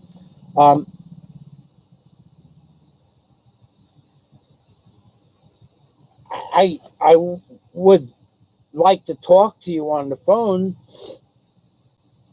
before you went to Cebu, and I will let you know that, Scott Del Fuego, that there is a major airport hub in Bohol. It's called Bohol International Airport. You can directly fly, probably from Chicago. You might go through Canada to Manila to Cebu, but there's one more leg that you can attach to the flight to Panglao International Airport. Unless you have a reason to be in Cebu, at which point I'll just meet you in Cebu. That's not problematic.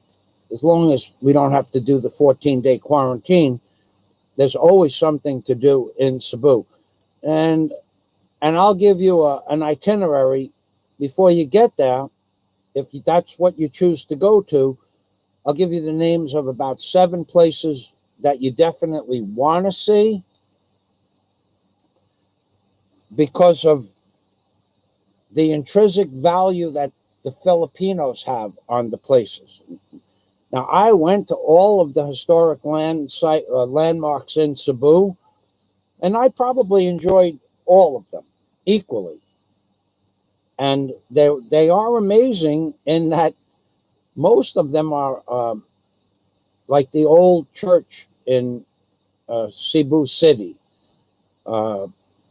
hundreds of years old, 150 years old, 100 or more. It was interesting to see how religious people can be. And they have nothing but, they have so many, God, statues. Oh, God, Jesus, he's everywhere. And it's interesting to see how much people believe in religion in the Philippines. So that would be one place. And then there is the Church of, what's the name of that church? Simala. The Church of Simala. Simala. Simala.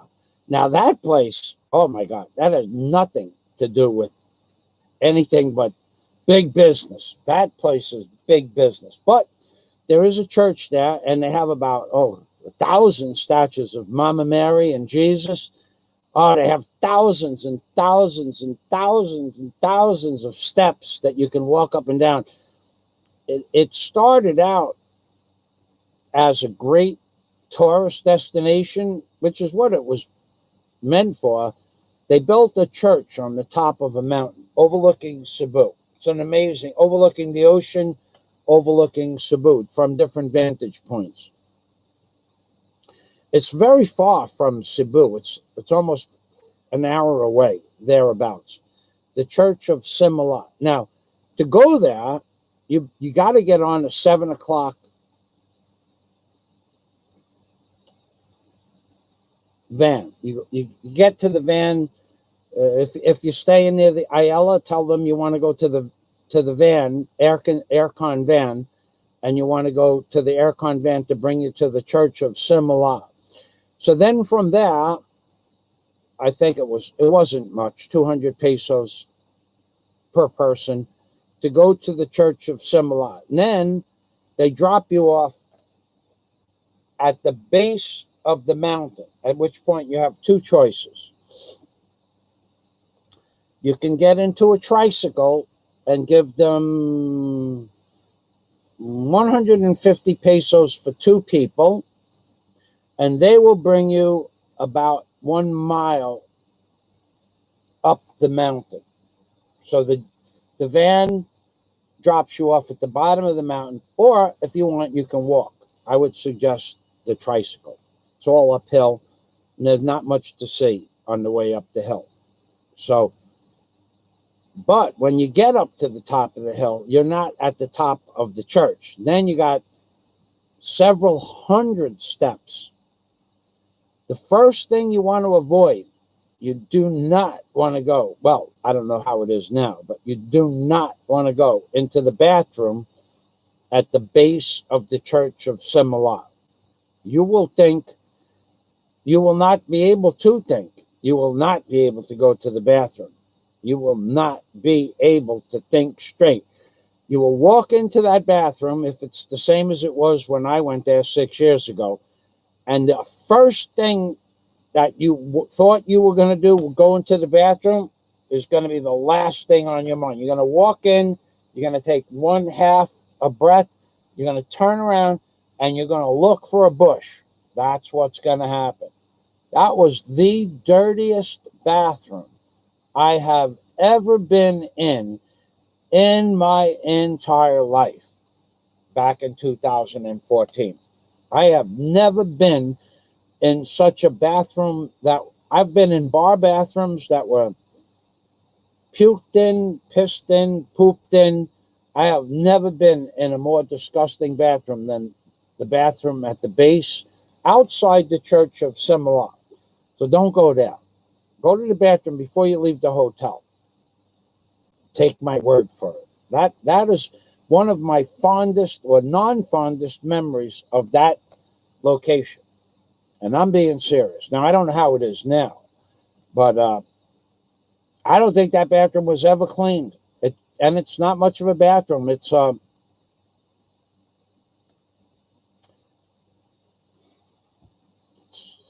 toilet bowl. Looks like what a toilet bowl. It's amazing, amazing, amazing thing. One of the most stunning features, one of the most outstanding memories I have of the Church of Simala is a toilet in the public restroom before you get to the church. God, that was an amazing. I could still see, I could still smell it.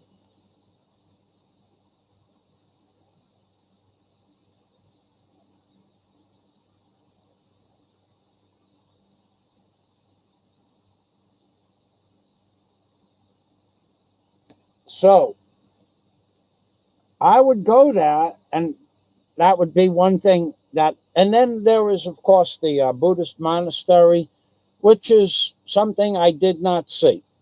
And I didn't see it.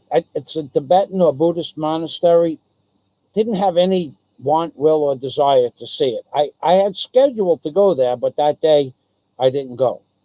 I don't know why I didn't go, but that's something that people think is interesting. I will tell you that the tourist groups that I'm going to bring you to the Estaca Bay Hotel on the ocean with a beautiful view and a beautiful pool. That place was in the 1960s or 70s spectacular, but after the Typhoon Yolanda got destroyed, I don't know what it looks like now, but when I went there, the pool was intact. It is a tourist destination, but I wouldn't go back. And there is no beach. Their idea of a beach is huge coral boulders, stones, and rocks in water so dirty you couldn't see your ankles. If you were knee deep in water, you wouldn't be able to see your ankles. So when I went there, it wouldn't be a place I would go back. But anyway, I've been to hundreds of places in the Philippines. I actually venture outside my room. I am not a recluse. I do not pretend to be a Cebu recluse. I will never be a Cebu recluse. In fact, I actually walked home when I got out of A Tavola when I got out of A Tavola restaurant last night, it was 7:35. It was after 7:15. I remember looking at the clock, maybe 7:30. And what? No. It was only about 7 o'clock. It was dark, but it was raining. It was beautiful. It was windy and raining and howling. And I walked from A Tavola by myself. I walked by myself because I'm not afraid of the dark. And I'm not afraid of walking around at night because I am not the one that made hideous reviews. I'm not that person. I've seen some hideous reviews from bloggers who are now afraid to leave the confinement of their own houses or man caves. I am not afraid. So when I walk down the block at night, real men walk backwards. Last night, I walked backwards, probably halfway to Alona Beach. And because I'm a real man, and everybody knows that real men walk backwards. So then when someone had asked me to buy something in one of the side booths, the Filipinos there, they will they'll advertise whatever they're selling, and it was some sort of alcoholic beverage. I only turned around to look at what they were selling, and I stopped for a moment. I'm not afraid to walk up to Filipino booths at night. I'm not afraid to walk down the block at night. I am not afraid to walk on the beach at night. I am not afraid to go into my local restaurants and say to the owner, "Can I do a review in your restaurant? I want to review you." I'm not afraid to do that. And the reason is because all my reviews are either A+ ratings, as you'll see in my new pizzeria uploads, especially A+ ratings, or no ratings, and I don't make the review. I just don't make that mistake. And if you don't make that mistake, then you're probably welcome in all the restaurants in your locale. But if you make the mistake of giving a restaurant, a pizzeria, a seafood restaurant, if you make a hotel, if you make the mistake of giving it a terrible review, you're probably not going to be welcome in those restaurants. And if they do welcome you with a smile, I expect you to understand that your food is probably going to be extra salty. And it's not Himalayan salt that they are salting your food with. So I am not afraid to make a review. I have been asked by the owner to make reviews. In fact, the owner said to me, "Will you come back in the daytime when no one is here at 11 o'clock in the morning and make a walk through the entire restaurant, including the kitchen?" Because at that point, everything would be neat and tidy. Although I was in the kitchen last night and it was neat and tidy to me, coming from a New York restaurant, this place is immaculate. But either way, and walk through the whole restaurant, introducing the waitresses, each cook by name, and go upstairs and show the upstairs venue. And I said to the owner, "No, I don't think I want to do that." And he said, "Why?" I said, I just don't want to spend 3 hours to travel back and forth to your restaurant. So I said, if I come at night and it's raining again or something like that, I'll do a walkthrough. But I don't want to spend 3 hours doing a review. He offered me the ability to take 3 hours of my day away to go to his restaurant and do a review because he liked my last pizza reviews and he liked the accolades I gave his restaurant. But do I want to spend 3 hours to do a review for somebody? I don't do that anymore. even though it's requested of me now from several restaurants that I reviewed, I will not do that. I mean, if it happens by chance that there's an opening, but there's nothing to do in Alona Beach, which would mean I'd have to get dressed, take a shower, jump on a tricycle or walk, and go there, and on chance that it is empty at 11 o'clock, I don't want to go. 3 hours, really? People have other things to do at 11 o'clock in the morning. I have other things to do at 11. Now, I'd be happy to do it if there was something else I was doing in Alona Beach. But now I'm starting to get requests to go back to the restaurants I reviewed to do walkthroughs and introduce the whole staff because of my good and positive, upbeat A rating pizzeria and restaurant reviews. Whereas that other recluse who gave some not so positive reviews, I think that they don't do any more reviews because they're not allowed. Now, maybe they're allowed, but I'm not sure. I got to tell you, if I had a restaurant and you reviewed my restaurant the way I've seen other people review certain people's restaurants, I would not ask you to come back and do a review, which is why Michael Fazio is always asked to come back and do a full restaurant review, including the kitchen and the staff. I just don't have time. But I will tell you that A Tavola, of the 12 different items I've eaten now on 3 different occasions, the most flavorful and the thing I enjoyed the most was the Diablo fried, well, it's a Diablo calzone. That's the name, the Diablo calzone. And it comes with imported Italian tomatoes, imported mozzarella cheese, and spicy salami, which is very similar to pepperoni, but not pepperoni. So I had one. I ordered a Diablo. It was very good, baked. And the owner said, we make those fried also. And I'm going to myself, well, I always like the fried calzone more than a baked calzone if it's made properly. But the baked calzone was delicious. So I ordered the fried calzone Diablo, and I brought it home. I took a small piece and took the rest home. It was excellent.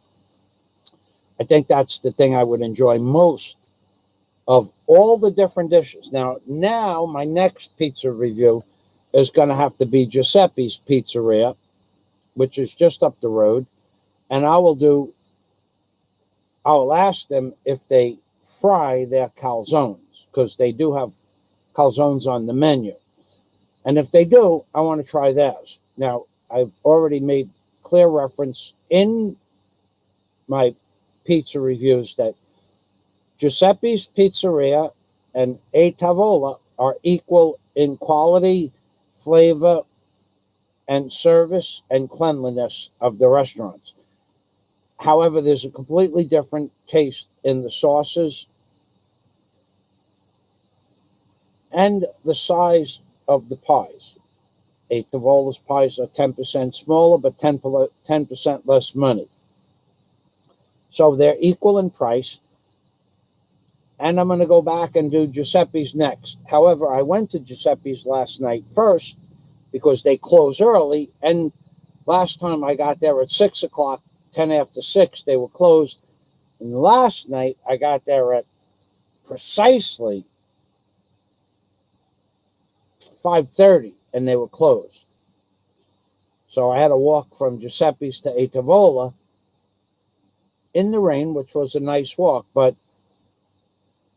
Giuseppe's is not going to stay open if no one is there in the afternoon. It's just that simple. They have 3 pizza men and people making food, 1 waiter, 1 woman behind the counter. That's 5 people that they're paying on an hourly basis, and the lights and the cost of whatever costs it is to keep the lights on. And if no one is in the restaurant, there's no reason to keep it open. So it's unfortunate, but I will tell you that Alona Beach is closed. I've told you this before. All of Alona Beach, all stores, all venues, except for like 6 places are open. So out of, say, 400 stores in Alona Beach, you have McDonald's and Jollibee's, A Tavola Pizza, and Giuseppe's is open until a certain time. There's a coffee shop when you walk down the road towards Alona Beach proper itself. There are no sari stores, no mom and pop selling junk food or anything like that, no juice stands, no money lender, that's all closed. A few dive shops, like 4, are open to sell dive trips. And the Hennon is open for breakfast, lunch, and dinner, but no buffet. So maybe what? 9 stores are open out of 400. That's it. So Alona Beach is closed. So at one point, at 5 o'clock in the afternoon, Giuseppe's, you couldn't get into the front door. The food is excellent. Wait, before A Tavola opened up, there wasn't anything to compare Giuseppe's Pizzeria with. There was another place. I took one of the world's most famous people. I took him out to dinner. Him and his girlfriend, and he took a bite of the pie in Alona Beach. I won't say the name of the restaurant, and he spit it out and said, "I'm not going to eat this garbage. Let's go to a real pizzeria." So I had never heard of Giuseppe's, and when I went there, I realized how good Giuseppe's was compared to the other pizzeria, and I've never gone back to the first pizzeria. It makes an okay pie, but it wouldn't be something I would buy again. And no one would ever get me to go back in that restaurant because only 3 minutes away by tricycle, or a 25-minute walk, is a pizzeria that compares with New York pie, 2 pizzerias. So not giving the first pizzeria a bad review because their food was not bad, just not up to par with Giuseppe's or A Tavola. But I would, if I'm going to have pizza, I want good pizza. So those are my choices. But to give somebody a review talking about some of the stuff that the recluse talked about in his videos regarding restaurants and pizzerias probably is not a good thing. And that's probably why, even though the recluse said he was going to do pizzeria restaurant reviews and food restaurant reviews, probably why he doesn't do that again, because they smacked him on the hand. They smacked him on the hand for being negativity. You're always in the negativity, as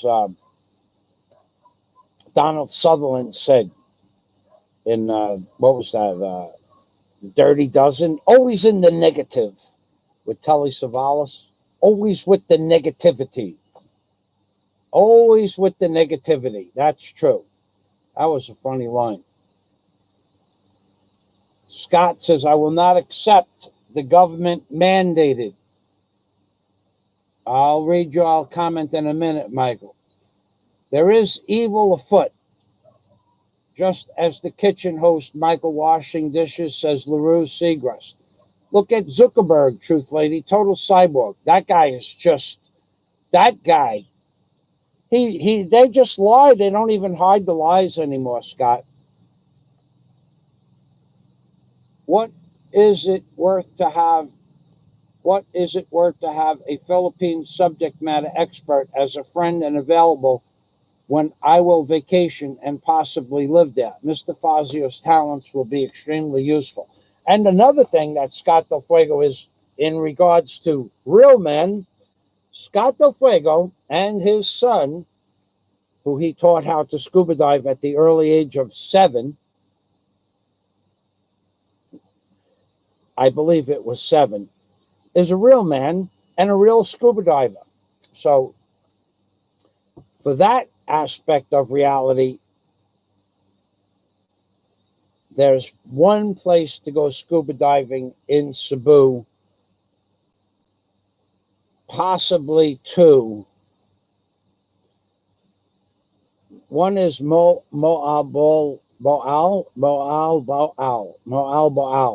and that is freaking far from Cebu City. It's 2 hours by cab. It's 2 hours by cab. That's how long it took us during a rush hour, 2 hours. Now, but there you can dive with the whale sharks. But there's another place south of Cebu City, Obey, something like that. I'd have to look it up for you. But there's another whale shark diving facility on the Cebu City side. Now, that would be something you could do also and not go to Moal. Moal, I will tell you, Moal is way overrated. Way overrated. Way overrated. It's depicted like the Estaca Bay Hotel as some sort of, if you want to party, if you want to go there and drink and play pool and do some diving, then that would be way better than the other place. And Estaca Bay is not the place to go party. Estaca Bay is way overrated. But if you wanted to drink, play pool, party, and meet women, and the Philippines was open for tourists, and it was in full swing, then Boal is a good place. But when I went there, I walked around for a little while, and I said, "No, take me back to Cebu City." It was not for me. It was just too commercialized, way overpriced. Way overpriced. But if that's what you want, you got to pay for that. It wouldn't be some place I would go twice. But if that's what you want to do, well, then that's a good place to go to. But the other place is mostly for whale shark diving.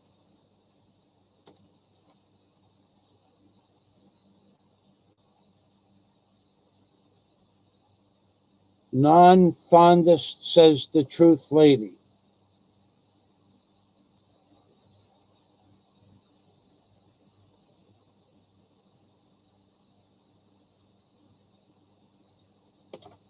I don't know what the truth lady is referring to.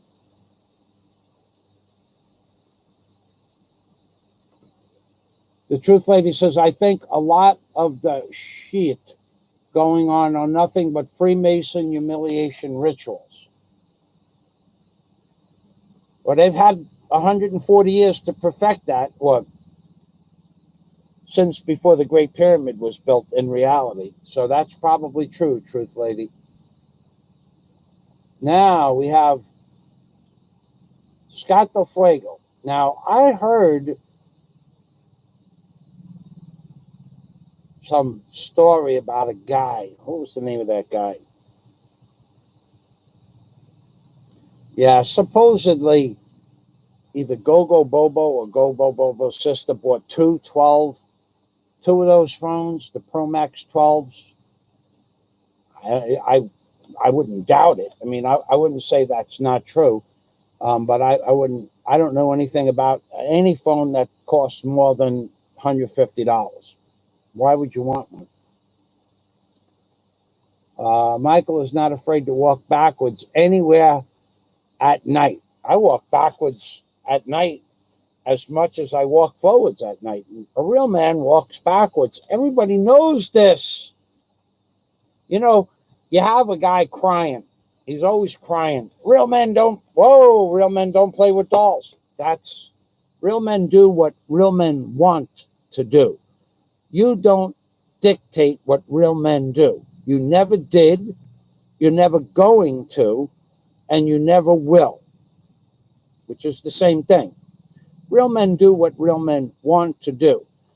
The fact that you are not, in my opinion, a real man, an underachiever, a recluse, afraid to leave the house because they fucked up in their previous reviews of the local dignitaries, the fact that you're afraid to leave the house and walk on the beach alone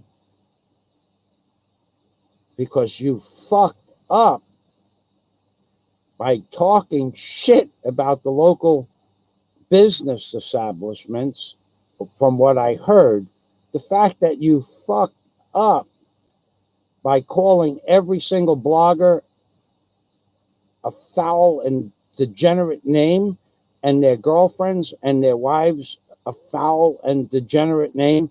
The fact that you've done this, especially to myself, especially to Warren H., especially to, you did it to just about every blogger on YouTube. People know who you are, and that might be why you're afraid to leave the house, especially to walk backwards. That might be. In fact, that might be the fucking reason that you've lit your fucking house up like the White House at night. I gotta tell you, there's a lot of fucking lights out there.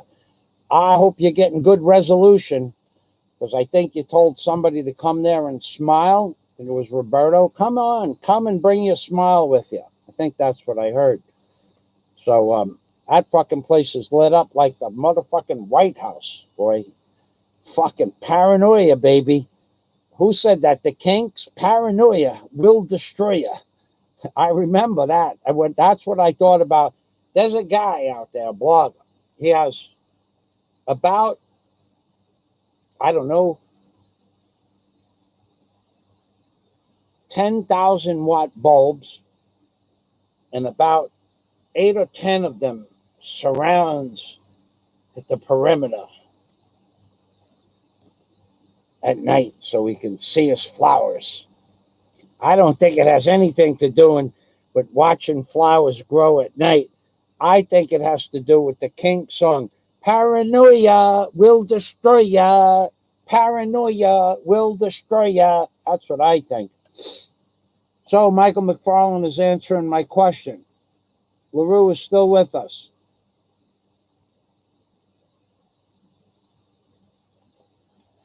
Michael McFarland. Okay, the SSRV paperwork was 10 pages accompanying your NBI clearance. Okay, yeah. Well, getting an NBI clearance is no big deal, really. It doesn't mean getting an NBI clearance just means that at the time of the clearance, you have not been prosecuted and found guilty of a crime. It doesn't mean you haven't committed a crime. It just means that at the time of the NBI clearance given to you, that you haven't been committed of a crime. Like, I've been called a criminal, but I've never been convicted of any criminal activity. Now, I know that there are people out there that think they're going to make me a criminal because I walked away from my mortgage in Florida, but that was an agreement between myself and the mortgage company. I don't know the mortgage company, not even 1 penny, not 1 cent. So did I do something criminal? No, I didn't flee the country. I didn't refinance the house. From what you've heard, Fazio refinanced the house and then he left and under duress and he fled the country and stole the money from. That would be criminal. I never did that. There's no proof of that. Other than some shit healer saying it, there's no proof of it. There can't be any proof of it because it never happened. So when you listen to the shit healer, the recluse, the guy, the underachiever, the guy who's never accomplished anything worthwhile to be proud of, talk about me being a criminal, maybe it's not the truth.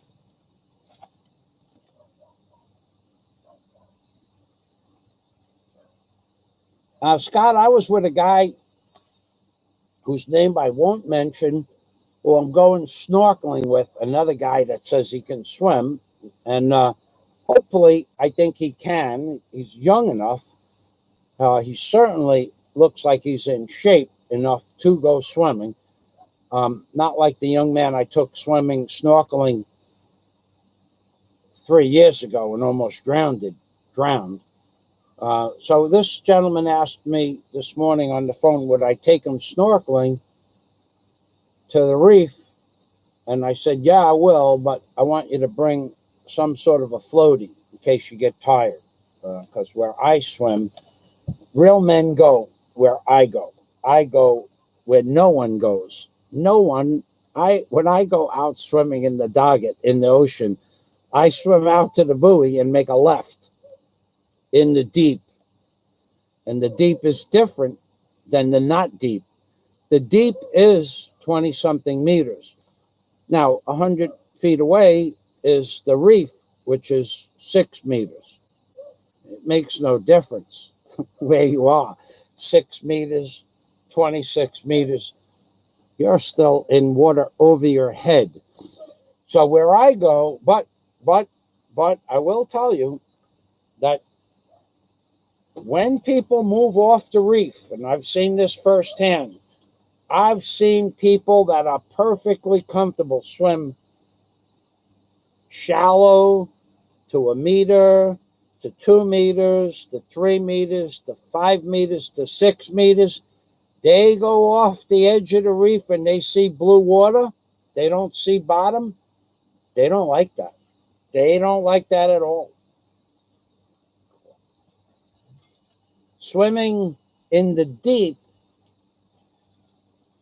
gives you a different perspective. You are in the ocean at that point. Not that it makes a difference. If you have a heart attack in 6 meters of water or 20 meters of water, same shit happens. Same thing happens.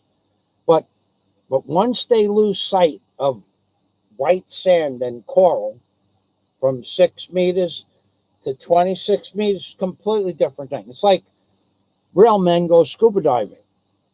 Now, when a real man jumps off a boat, backwards or forwards, 2 ways to enter. When a real man goes off a boat and swims to an anchor line, to a wreck in 100 feet of water, that's blue water. That's blue water, baby. There's nothing that you can see below you. Nothing. Just dark blue water. Now, and when you look up, you can see light. That's it. Real men are not afraid of the deep.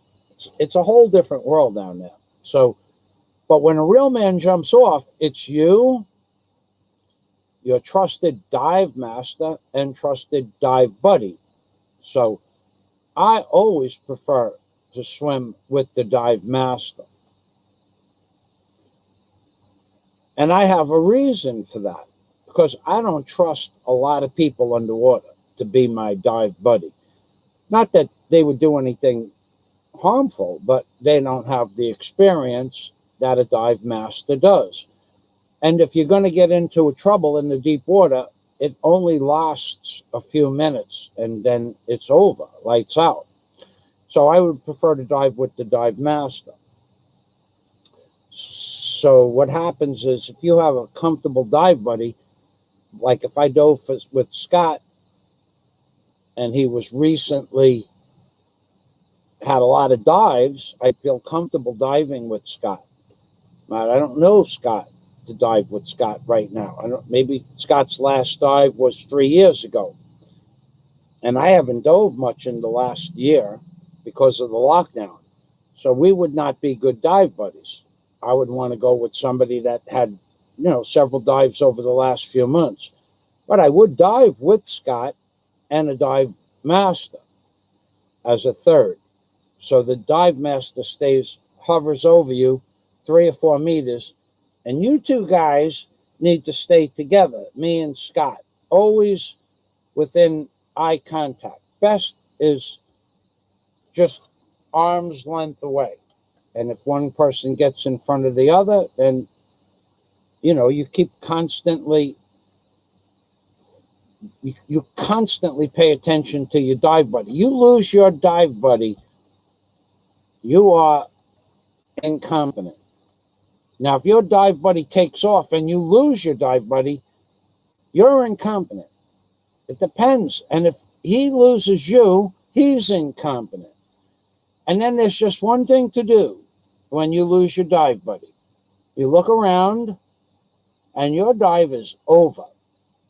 You find the up rope with the buoy rope and you go to the surface, and then your dive is over. So if you spent all day out on a boat preparing for your main dive in 100 feet of water and you lose your dive buddy, you got to go to the surface and wait for your dive buddy. That's what he has to do. No way you're going to finish that dive. That dive is over. So that's what incompetence gets you underwater. Now, if you don't do that, and your dive buddy goes to the surface, well, then there's going to be paranoia that you're dead. So there's a lot of rules that real men know about, and non-real men, non-achievers, the underachievers in life will never know what it's like to be a real man, especially when it comes to diving or walking backwards at night, because real men do both equally well. The Philippines probably does have more freedom. Scott, message retracted. Michael.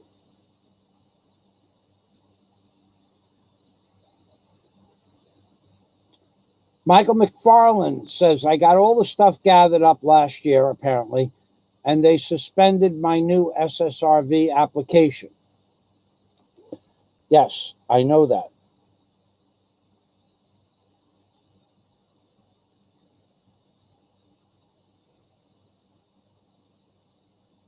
I saw that too, Scott. In fact, the man I was with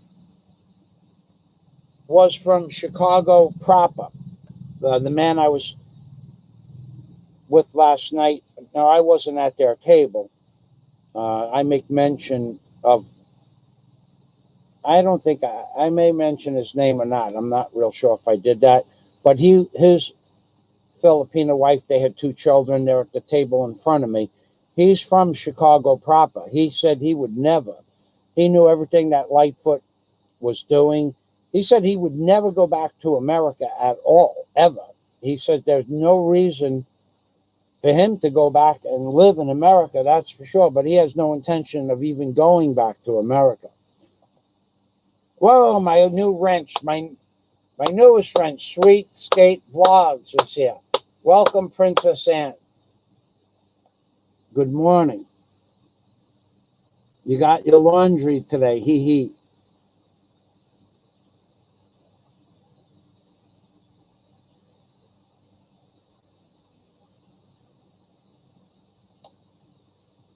That's right. It doesn't apply to them, Michael. The politicians are totally corrupt, including that piece of garbage with arms and legs in the White House.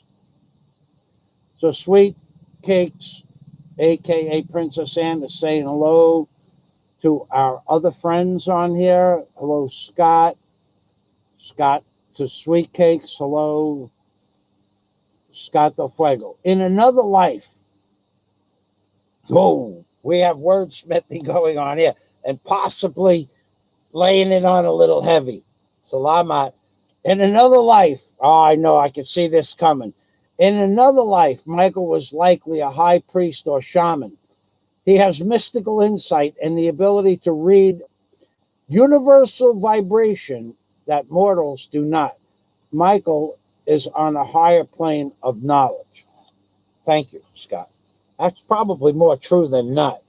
And that's why I make fun of the unaccomplished, because the unaccomplished had the same ability. I had the same ability as Elon Musk to achieve great things. However, I would have had to choose to step on and shit on a lot of people to get to where I was going. Believe me, I had that opportunity. I had the same opportunity to become a lot more successful than I did, but it would have gone against my moral turpitude at the time. I would not do certain things that was required of me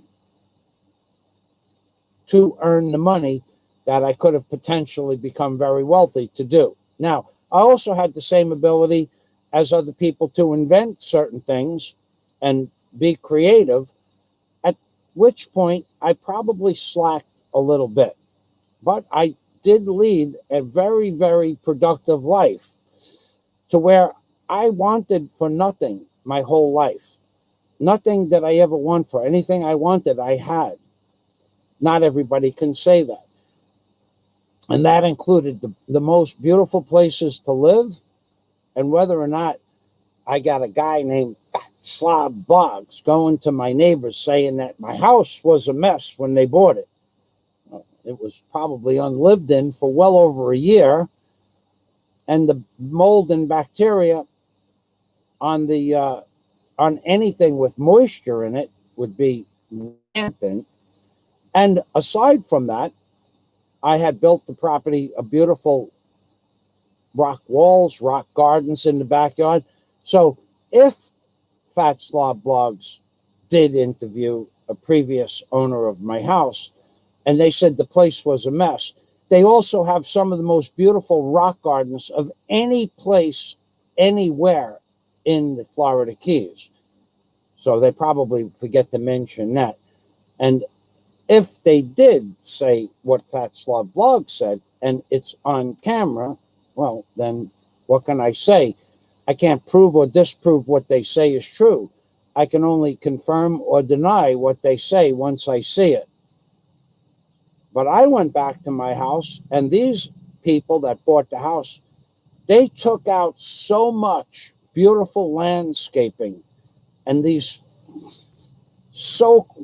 they're what I call fastidious. The fastidious new owners, what they did was they took out some of the most beautiful rock gardens and landscaping that in the Florida Keys on a private property, and they put down green astroturf. Green astroturf. They took out rock gardens that would cost you $25,000 to put in, and they put green astroturf down. They took down a fish cleaning station that was worth several $1,000s with a huge canopy over it, and they put some dingy little fish cleaning station in. They took down a huge shelter area that was 14 by 18, I think, or 13 by 18 at least, and they put a thatched hut in place.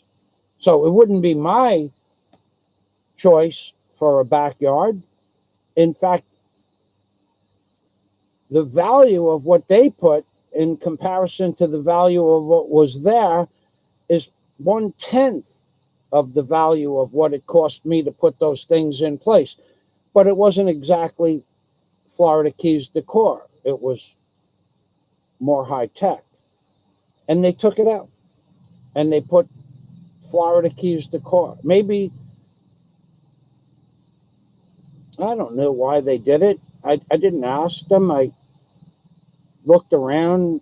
I waited for them to wake up. The guy downstairs says it's 10 o'clock in the morning. They're not up yet. And at a few minutes after 10, I says, I don't even want to talk to somebody that wakes up at 10 o'clock in the morning. It doesn't interest me. And I left.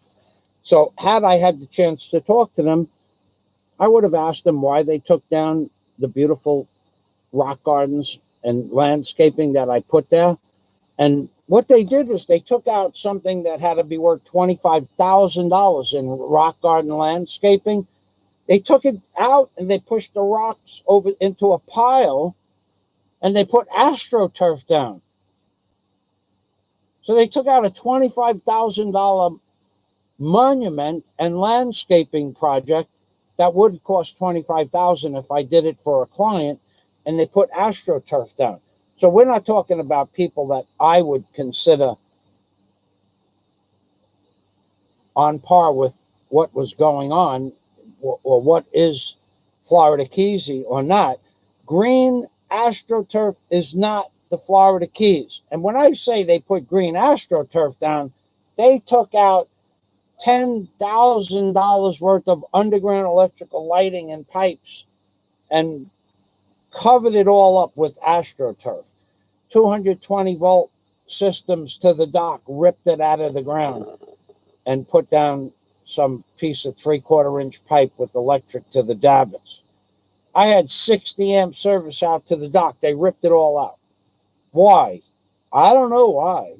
So if Fat Slob Blogs went to the house and they said that the place was a mess, well, after no one living in it for a year, plus 3 years that I did nothing to the downstairs or upstairs after I sold the house, or after I decided to give the house back to the mortgage company, that would be a reasonable assessment that the place was messy, livable, but messy. But it wouldn't make a difference.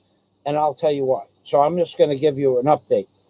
What was supposed to happen to that house when I owned it is that Florida Keys Code Enforcement, Jack and Tom, not Nico because she's already gone, and another code enforcement agent came to the house in 2008 or 2007 and said, all downstairs apartments within the flood zone, whether grandfathered in or not, need to be removed. All. So I wasn't going to fix up anything downstairs. It was still rentable, but the idea to remove all downstairs apartments, mine was grandfathered in. It was built pre-1973. You could look that up, all you great researchers out there. So now,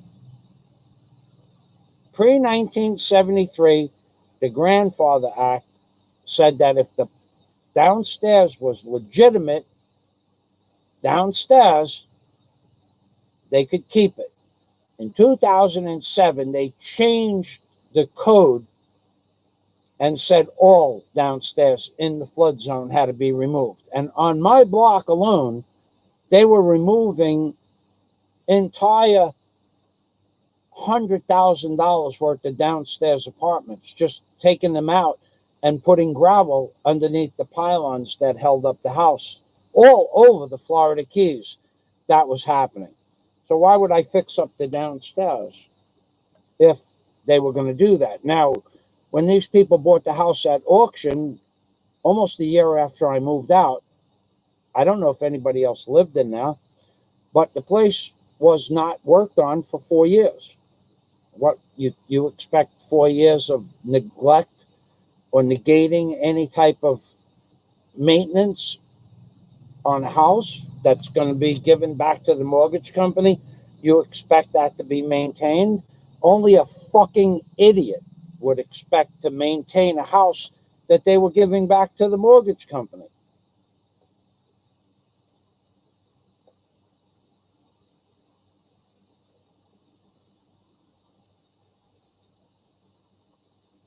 Thank you, Scott. So Scott says, don't doubt that it's true. Read my book, my book, Angels on the Ark, by Michael Fazio, and you will learn of this tremendous connection, which the unexplained and mysterious. So I've been even ridiculed for my understanding of the psychic world and psychic phenomena. And who ridiculed me?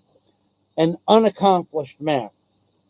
A man who is an underachiever by every aspect of reality. And out of the peripheral of my eyes, I am seeing red, orange. Oh my God. Ronaldo, freaking Ronaldo, hits me. Oh God, Ronaldo, I really, out of the peripheral vision. out of, I thought it was red, it was orange.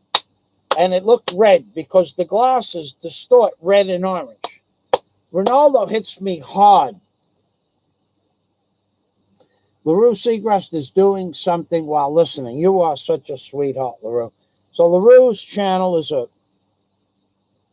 an absolutely wonderful Filipina, both inside and out, religious and blessed person, LaRue Segrest, who is a devout Catholic and or Christian and believes firmly in God. So if you are one of those people that believe in religion still, it's okay. And if you want to talk about possibly going to the Philippines and having a family and putting them in religious schools, LaRue Segrest would be that person. So if you're not subscribed to the LaRue Segrest channel, please do so.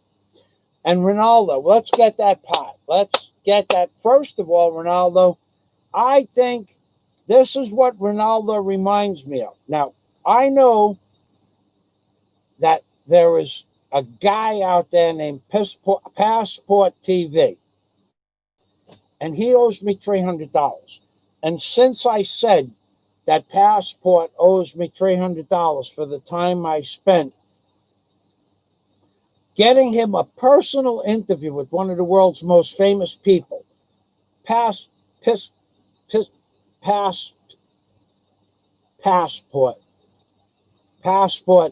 knows that my time that I invested into that project, plus what I did, what I had to walk through storms and walk through there was a storm the night that Passport said he was definitely coming to the Philippines. Can I make arrangements to meet one of the world's most famous people? I said, I'm going to go there right now. And it was raining like a son of a gun. Cats and dogs, dogs and cats. And what I decided to do was to take a shortcut to one of the world's most famous people. And what I hadn't realized is that was once a semi-hard ground to walk on from that flood, and a super high tide we had become muck. And I was walking in mangrove roots or potential mangrove trees from 4 inches to 14, 15 inches tall, which is like walking through 1,000 rebars. And after you get several feet in, you realize that you cannot go much further like this. It's just very dangerous. If you fall down, those things will go through you. So I actually risked my life to get to one of the world's most famous people. So I backtracked out of the mangroves, and then I had to walk around through the well-trodden path through 6 or 8 inches of slimy muck, which I was trying to avoid by going a direct route through the beach, which I couldn't do. I wouldn't do by myself. I did that once before, very dangerous. I actually risked my life to get an interview with Passport TV and one of the world's most famous people. And then I had to walk through a well-trodden path, this much water, and I'm not exaggerating, 6, 8, 9 inches, 10 inches of slimy, mucky water to go to this guy's house and confirm the interview. And then I went back to talk to Passport through Yahoo Mail, and Passport doesn't answer my, not Did I say Passport TV? I apologize. Passport TV. And that guy, by the way, is a criminal, because he made me use 12 hours of my time, that back and forth and talking and confirmation with emails and what I want him to bring me, and I'll give him the money for this, that, and the other thing. And then he negated, he wouldn't talk to me. And I asked him what's going on, and just silence. So the piece of shit, Passport TV, he totally disrespected me. And then I came to the understanding that he owes me $600, but being that he's such a piece of shit, I'm going to give him a discount rate. He owes me $300. And I think Ronaldo, the well-endowed pillboy, is Passport TV. I think it is him. And if that's the case, now it's 65 plus 5, 70 plus 20. That's $90 off the 300, but I got to add 100 for YouTube taxes and my taxes. So you owe me $310 still on top of the $90 that you've given me. I keep mental track. I have mental acuity there. So if you are Passport TV and you use my videos and my concepts and my intellectual property, which I gave you permission to do, but you use them to abuse somebody else, which is up to you. I wanted you to use that stuff to abuse me, but you decided to not take my advice and you abuse somebody else. That's fucking criminal. You are a fucking criminal, Passport. I gave you permission to use my intellectual property to abuse me, and you used it to abuse somebody else. So anybody that's subscribed to Passport TV, right now, if you are subscribed, I suggest you go to Passport TV's channel and review the criminal activity that's taken place on his channel. Do it now. Tell him Mikey sent you. So let's bang a pot. Ronaldo. Now, Ronaldo has become an overnight sensation, even though I think Ronaldo is Passport TV. Even though I think they are one and the same. Because if you ever saw Passport TV's old videos, he's got some of the hottest babes you ever saw in your life smiling for the camera. Now, and I don't think he pays them to do that. I think that Passport TV, I think he's a ladies' man. I think he got a lot of money, and I think that's why he's pretending to be Ronaldo, the well-endowed pool boy. That's why I think Passport TV is the name of Ronaldo. What is that guy's name? Ronaldo, the well-endowed 10-inch pool boy. That's why I think Passport is that Ronaldo guy. Now, I can't be sure, but I've got to tell you one thing. If you're sending me super chat in 5s and 10s and 20s and 50s, and asking me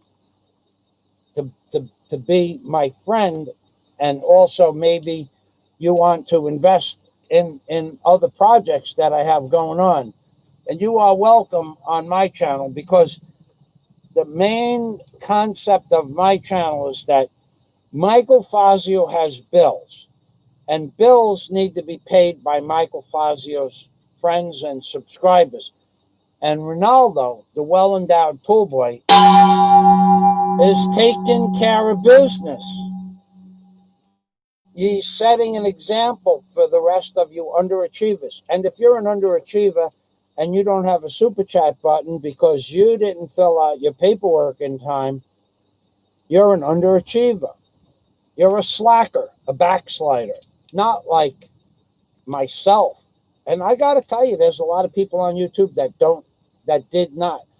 can't fill out the proper BIR paperwork. And I hope that someone responds in kind to straighten them out. Because some people on YouTube are going $100 an hour in super chat, more, $200 an hour, $300 an hour, and they don't even talk to the people that super chat them.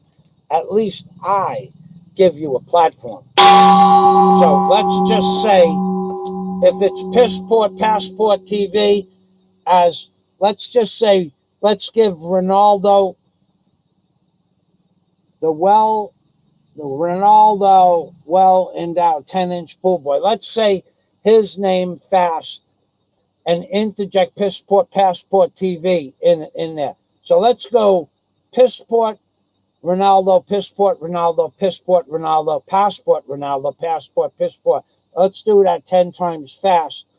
And then you could go to Piss Passport TV's channel and look at the fucking criminal activity that's taking place on that guy's channel.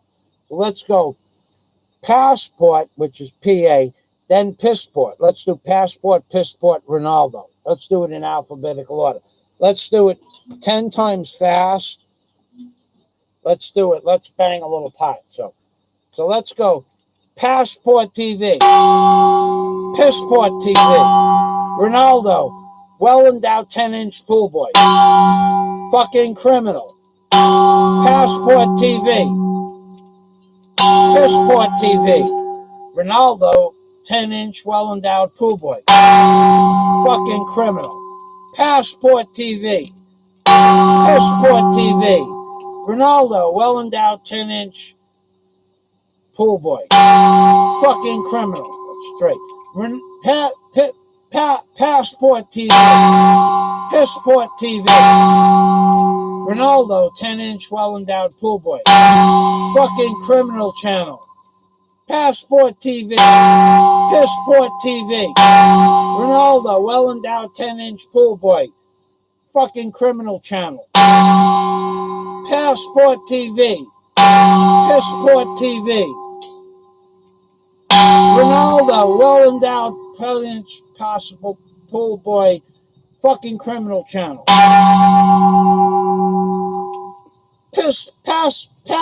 Passport TV.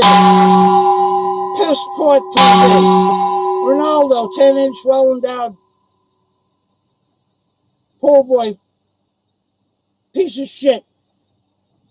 Criminal channel. Passport TV. Pissport TV. Ronaldo, well-endowed 10-inch pool boy. Fucking criminal channel. Passport TV. Pissport TV. Ronaldo, 10-inch well-endowed pool boy. Fucking criminal channel. That's 6. Passport TV. Pissport TV. Ronaldo, 10-inch pool boy. Fucking criminal channel. 7. Passport TV. Pissport TV. Ronaldo, 10-inch well-endowed pool boy. Fucking criminal channel. 8. Passport TV. Pissport TV. Ronaldo, 10-inch well-endowed fucking criminal channel pool boy. 9. Fucking Passport TV. Fucking Pissport TV. Fucking Ronaldo, 10-inch well-endowed pool boy. Fucking criminal channel. 9. Passport TV. Passport TV. Pissport TV. Ronaldo, 10-inch well-endowed pissport channel. Fucking criminal. Fucking thank you for the super chat. Now I want to ask anybody, did I make a mistake? Do I have to start over again in alphabetical order, saying Passport TV, Pissport TV, Ronaldo well-endowed 10-inch pool boy, fucking criminal channel? Do I have to do that again? So if you think I should do it again, give me a thumbs up. If you think I shouldn't do it again, just continue listening, because I think I said all that right. I think I made my point. Passport is a fucking criminal for using my intellectual property, even though I gave him permission, which I don't need to give him permission unless I file for copyright. But that's going to be a venue for another day. I have a whole series of documents for intellectual property. What is and what is not intellectual property. And I am going to demonstrate the facts about intellectual property rights, how you become the owner of intellectual property rights, who is the real owner, and how it's documented your intellectual property rights, especially in YouTube videos and or emails, dated emails. So I'm going to go through a whole series of about 10 different actual lawsuits that were brought up and dismissed, 2 lawsuits that were brought up, which pretty much determined that $100,000 worth of merchandise would have had to have been sold using a picture of a famous movie star or musician or entertainer, you would have to prove that $100,000, prove it, not stated income, prove it by bank records and or checks. You'd have to prove that those things happened with factual bank statements and proofs of sales, videos of sales, videos of such. You'd have to prove it. Then in America, at the $100,000 level, maybe a lawyer would take your case. Maybe. Probably not. And those two cases against Tiger Woods and Elvis Presley were dismissed, and no monies were given to the claimant, Elvis Presley and or Tiger Woods. Nothing. Zero. And it took years for the legal battle to ensue. So even though there was proof of $100,000 in sales by purchase of T-shirts and memorabilia, Elvis Presley and Tiger Woods lost the case. I'll go through those documents later.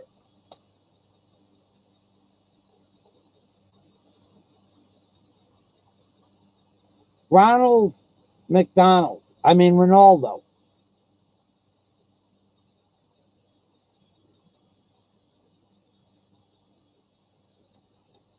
So LaRue is trying to grow her channel. If you ever watched this video, or if you're watching now and you're not a member of LaRue Seagrass channel, she speaks English, Visaya, and Cebuano. She's actually quite an interesting lady to watch and listen to.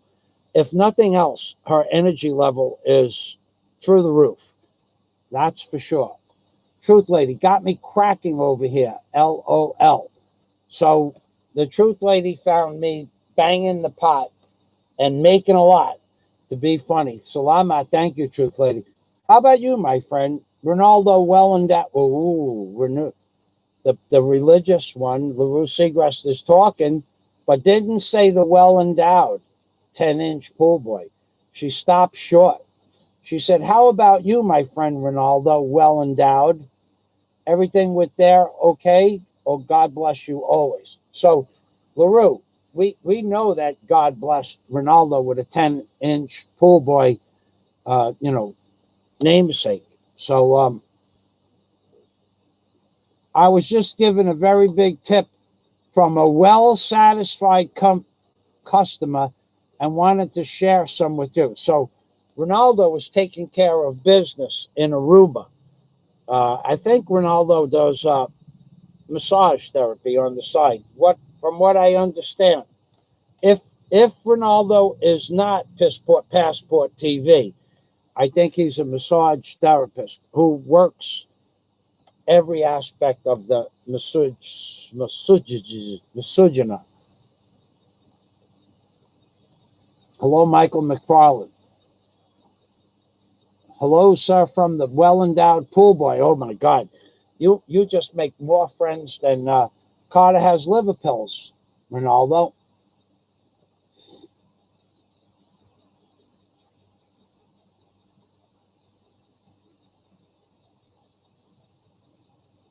No, not you, Ronaldo. You're not the criminal. It's that other fucking guy, Passport TV. He owes me $400. If you're him, you still have a $310 balance. If you're not him, he owes me $300 COD cash money or $400 in super chat, and he could start any time. I don't care if he starts today or. So now Ronaldo says, I meet Tiger Woods when he was here on holiday. That guy Tiger Woods, he makes a lot of money. Him suing a guy that was making T-shirts was futile, an effort in futility. Spent 2 years in a fruitless lawsuit, got nothing, gave it up.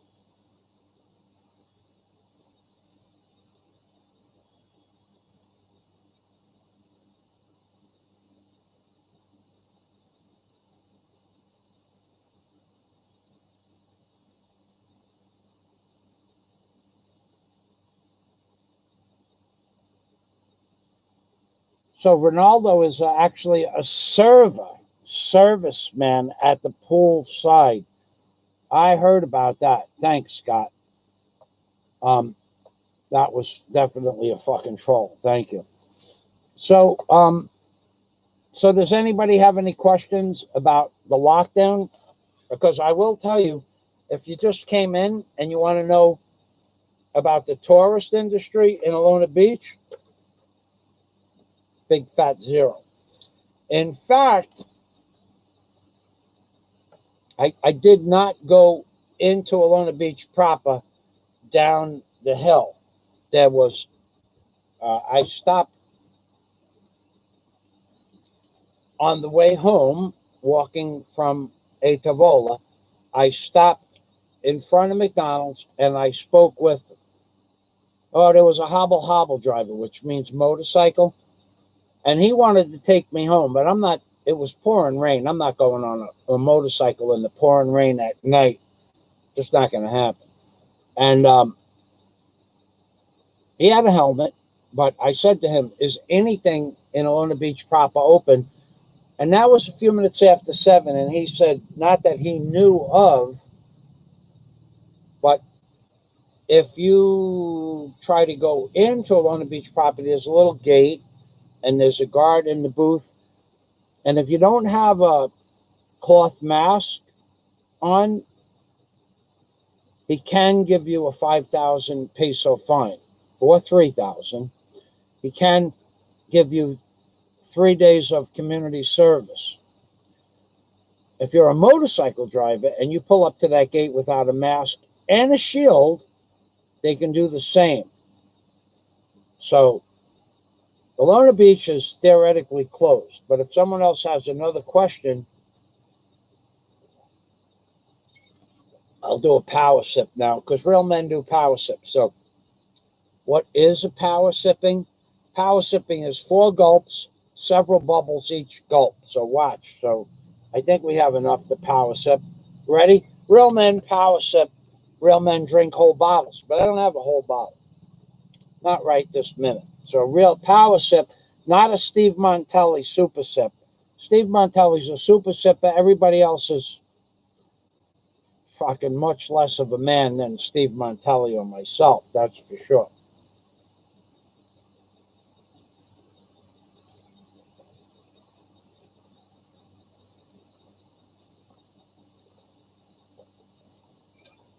Four gulps, several bubbles, that's a power sip. I'm power sipping because I want to give you every aspect of drinking water properly. And this has anise in the water. I'll show you, Scott, I'll show you what I'm doing now with my anise bottles. Hold on. I'll be back in 5 seconds, 4 seconds, 3 seconds, 2 seconds, 1 second. I am back. So, Scott Del Fuego, what I'm doing is taking a 10-liter bottle, okay? And I'm putting, by one hand, 10 liters, I'm putting the anise in the bottle, okay? And then that's my anise bottle. When that empties out, I just take the anise and put it in the next bottle, or I will fill up this bottle 3/4 of the way. So that's how I'm making anise water. And right now, I have my glass bottles empty. They need to be refilled, recalibrated. Recalibrated, that's a good word. We did have a troll here today. Scott took care of a troll. Dennis took care of a troll. Thank you. 7 bubbles, 4 partial bubbles. That's right, baby. That's a power sip. A real man power sips. A real man, of course, we know real men play with dolls because real men don't give a fuck. They don't give a fuck what lesser men think. Unaccomplished, underachievers, slackers, and backsliders, we don't care about you. Not like you care about us. we don't care about you like you care about us. So I would ask Scott if it's possible to call him, and then I will say goodbye. I've been hearing a lot of bullshit by underachievers, lesser people, in my opinion, non-achievers, non-goal setters, non. Oh yeah. I heard I was a hoarder, HOARDER, hoarder.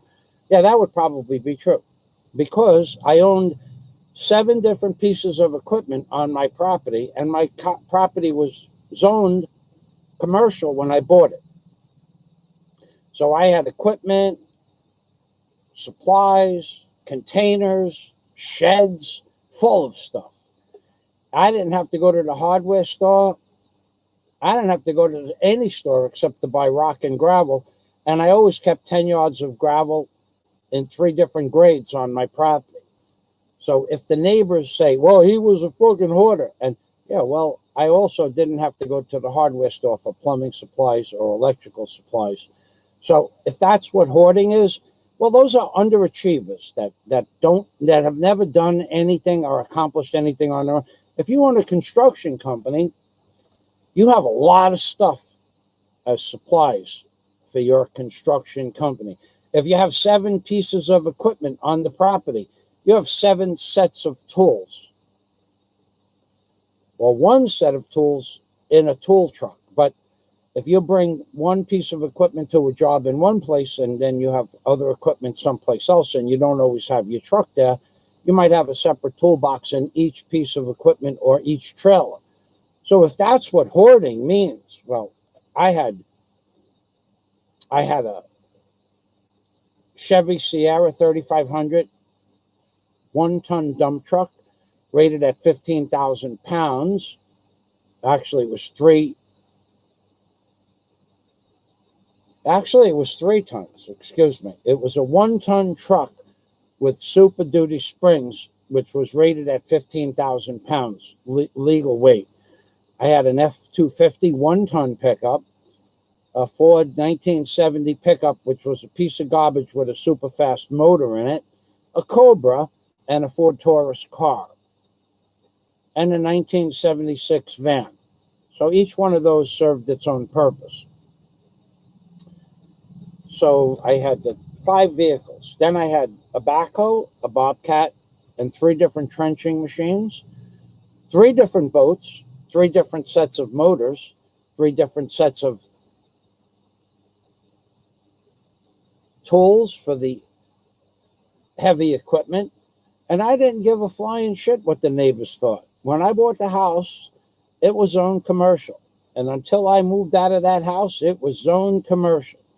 Anything that I put on that property, they could complain about, but it was grandfathered in as a commercial fishing property, which meant any equipment I put on there, farm equipment or fishing equipment, was allowed. And in the 99 to 30, in the 14 years I lived on that property, I never paid a fine ever for having commercial equipment on my property, although fines were put on the property for having commercial backhoe trailers on the property without license plates.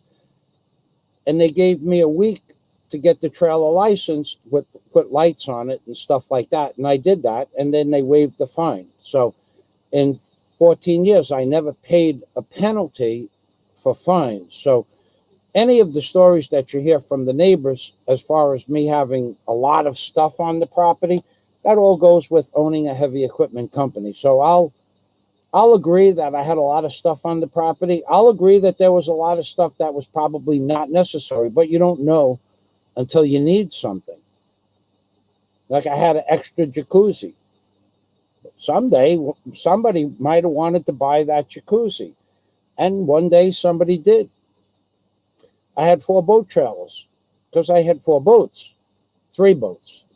The 4th boat, I sold the boat and had the trailer. look, I didn't need 4 trailers, but when I sold off my equipment at the end of the day, I sold 4 trailers. And I really don't need to explain anything to Fat Slob Blogs and or the person that bought my house, because they bought the house after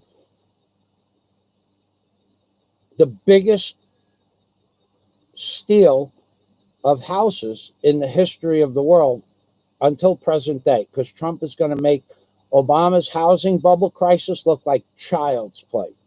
That piece of garbage, Obama, and the elite, corporate elite, they destroyed the economy so they could steal back people's houses.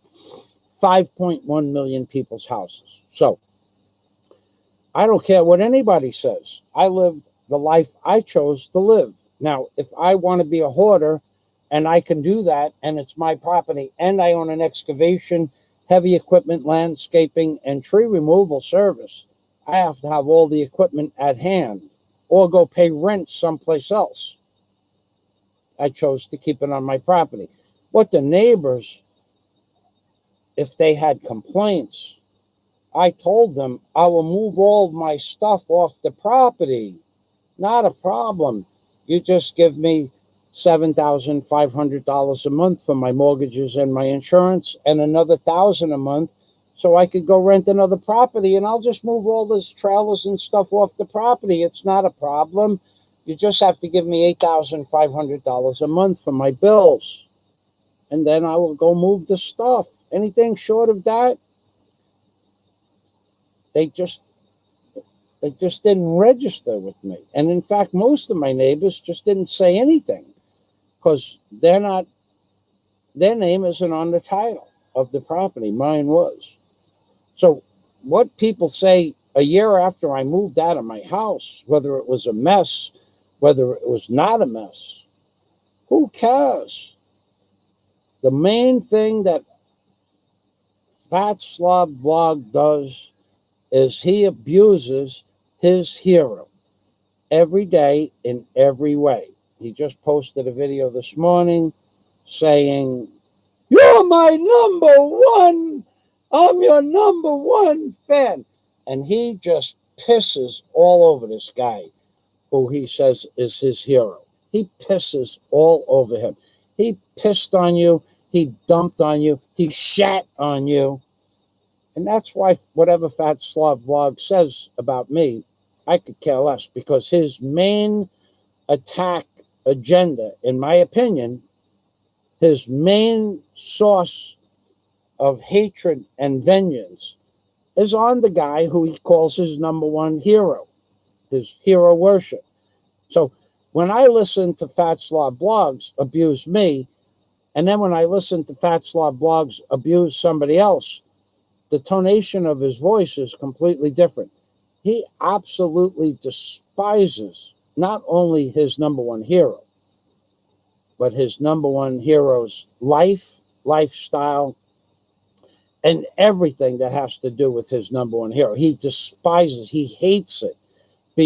That's why he just posted again about his number one hero being the best, the other fucking best. He is fucking ridiculing you. He is pissing all over you. He is shatting all over you and your channel. So what Fat Slob Blogs does to me is inconsequential. I don't care what anybody says. I'm not beholden to Fat Slob. He's not paying my mortgage. Although, if Fat Slob Blogs decides to pay my rent here and send me a few $100s for electric and internet, and I mean, I would be welcome. I mean, I don't think I'll ever be friends with Fat Slob Blogs. I probably wouldn't.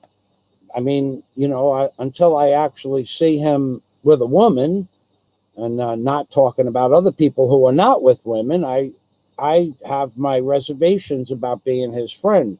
Not that I'm saying he doesn't like women.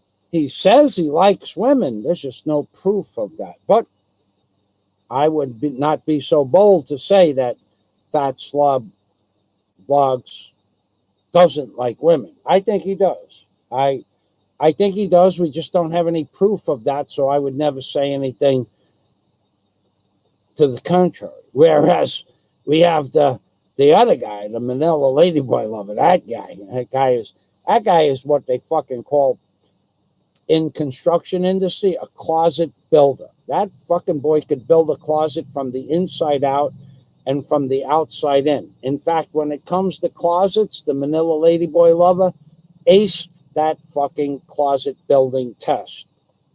And we have Peekaboo 2, my friend, and welcome to the machine. Let's get through some of these comments. Peekaboo 2, MAGA. Ah, yeah, making elections great again. I have another Peekaboo 2.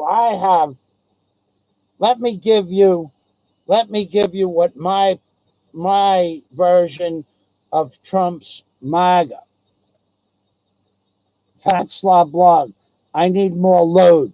Fat Slob Blog begging for a load. You mean like a pearl necklace load, Peekaboo? So, So let me give you my version of Trump's MAGA. So let's get MAGA in parentheses. Let's get it in capital letters, MAGA. Let's put a space there. Let's bracket that. MAGA. Do you know what MAGA means? Let me tell you what MAGA means. Let's put an equal sign. Let's say MAGA. Make American graves again.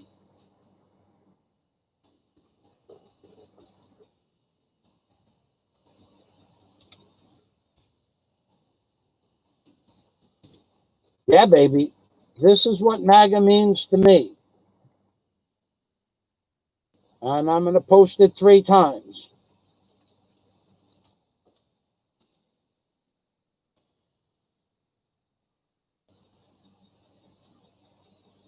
And you're not going to like it.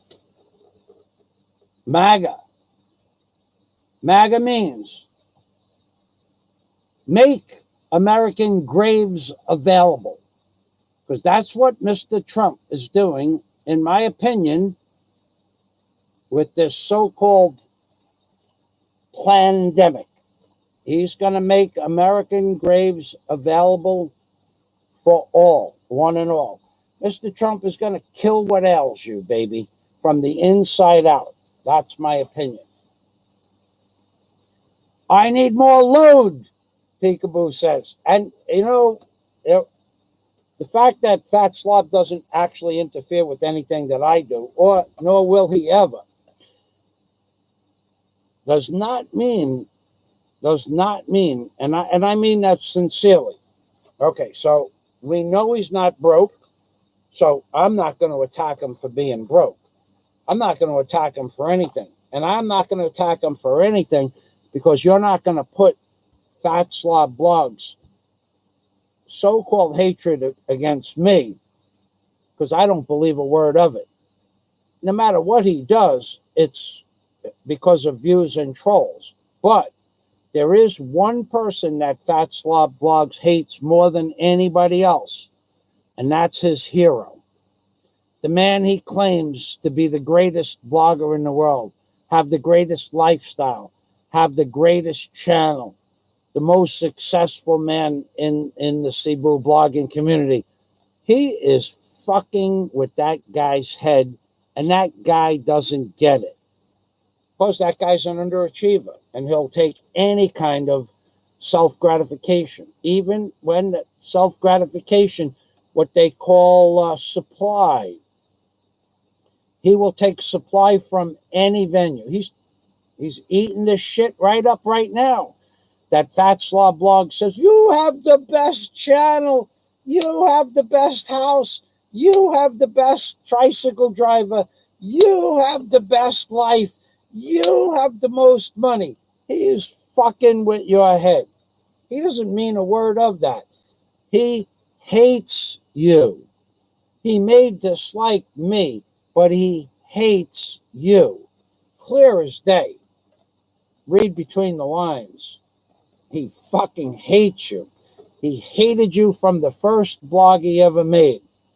Like I said, he might dislike some people, and it may be a show, but there is one person Fat Slob Vlogs sincerely fucking sincerely hates and degenerates every day.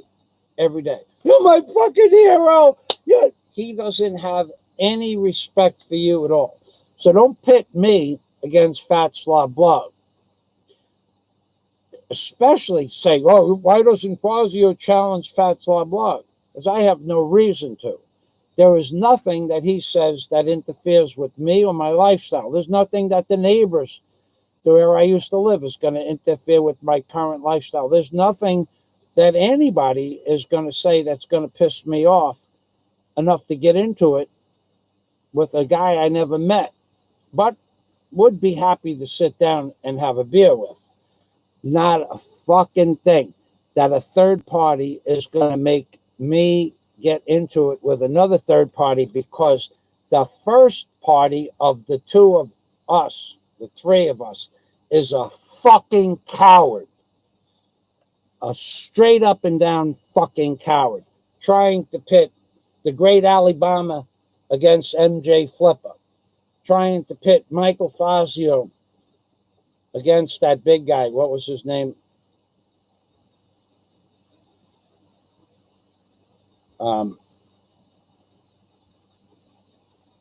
Forget his name. There was another big guy on YouTube. His name hasn't been mentioned in such a long time. I forget his name. What was that other guy's name? And you're not going to make me get into it with a third party because you're a fucking coward. That's just not going to happen. So you trying to put me against Fat Slob Blog is your way of showing the world that you're a fucking coward, straight up and down. You wouldn't fight the great Alabama because you know the fucking great Alabama. You know in your fucking heart the potential is there to get into a ring with the great Alabama. Would be like that Mel Gibson movie. 2 men enter, 1 man leave. That would be not you. That would be the great Alabama. I would think that he would fucking rip you apart in a legitimate cage fight in 30 seconds. And if it took more than 30 seconds, it would be because he would have to fucking catch up with you while you were running away from him in the ring. So pitting myself, Big Kevin, that's the other guy.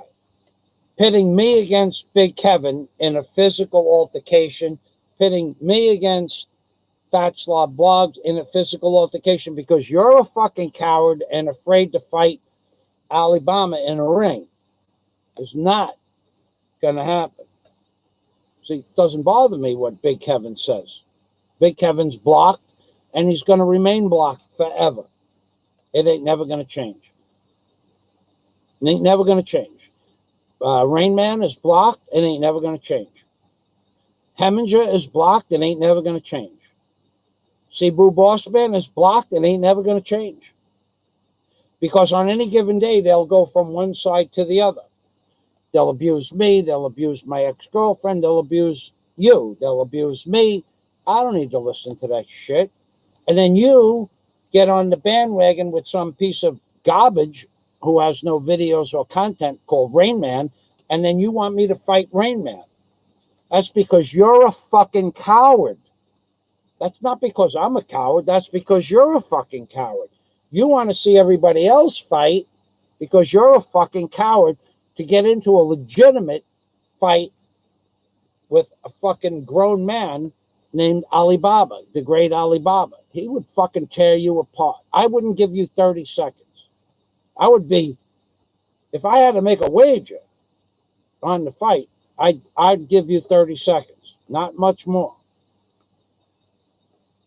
If you went in on each other, but without the fucking fact that you'd probably be running away, and it would take a little bit longer. But that's the only reason why the great Alabama couldn't fucking demolish you in a fucking legitimate cage fight ring with a ring doctor and I think that fucking Alibaba would tear you apart. And I'm talking about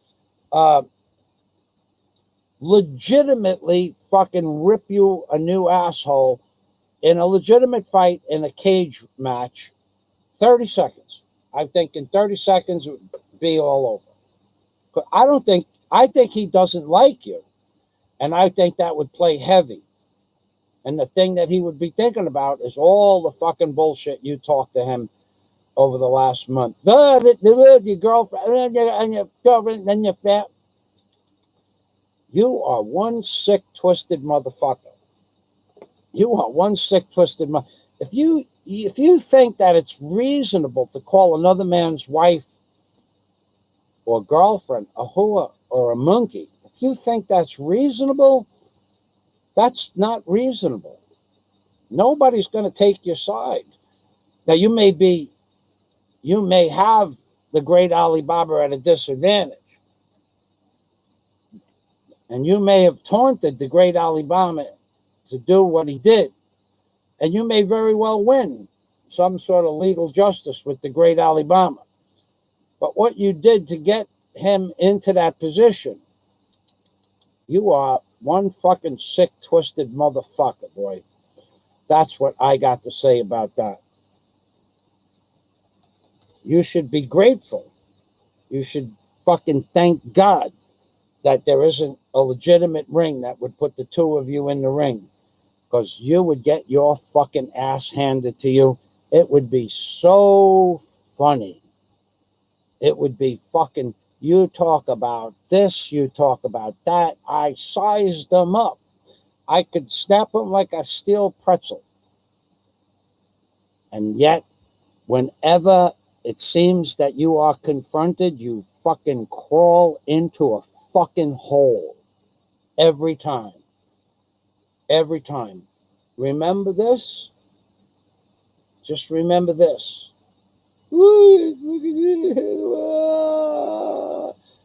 Remember that? Remember? Fucking crawled into a little hole. Because you don't have the fucking balls to fight somebody great like that. The great Alibaba. That's what I think. That's my opinion. I am entitled to my opinion. And let's go back to the videotape here, see what anybody has to say. I don't want to neglect Ronaldo, the great pool boy, the well-endowed fucking guy from Aruba, who's servicing every woman in Aruba, from what I hear. Sweet Skate Vlogs, Ronaldo, well-endowed 10-inch pool boy. You have a load on it. MAGA says peekaboo too. My ATM got attacked.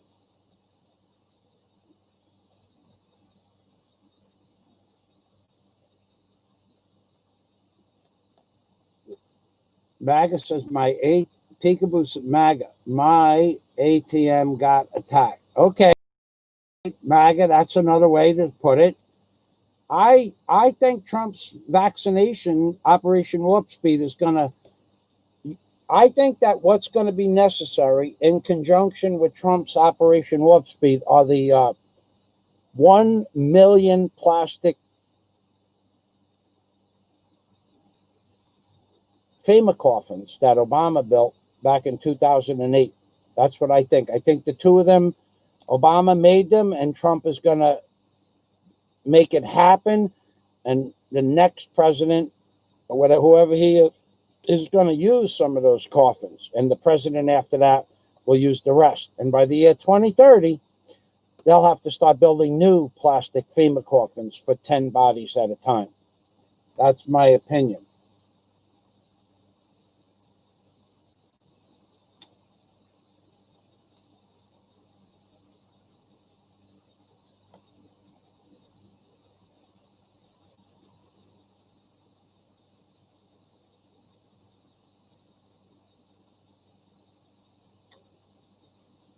Okay, so whoever you are, Derek Boswell, you have no say here. You're allowed to talk, and that's a legitimate question. And no, I don't drink or smoke. So that's a really legitimate question. So who made me like this? Probably a very, very, very, very, very, very, very, very high IQ that doesn't limit me to being like the rest of the so-called useless eaters of society, of which you may or may not be one. and I have no care, want, or desire to know. But who made me like this is my ability to see beyond that of mortal men. If I see something and listen to it and remember it and come to a determination, I could not be correct. But I do know one thing, that great Alabama, if he ever got into the fucking ring with that fucking coward who's been taunting him for a month, I don't think the fight would last 30 seconds. So do you think it would last longer? Derek Boswell, whoever you are. Do you have a channel, Derek Boswell? Do you have videos? And you are welcome to post the link to your videos if you are in the video here, so we know that you're a real person. Otherwise, you're just another fucking troll with another worthless name. Now, you may or may not be that person.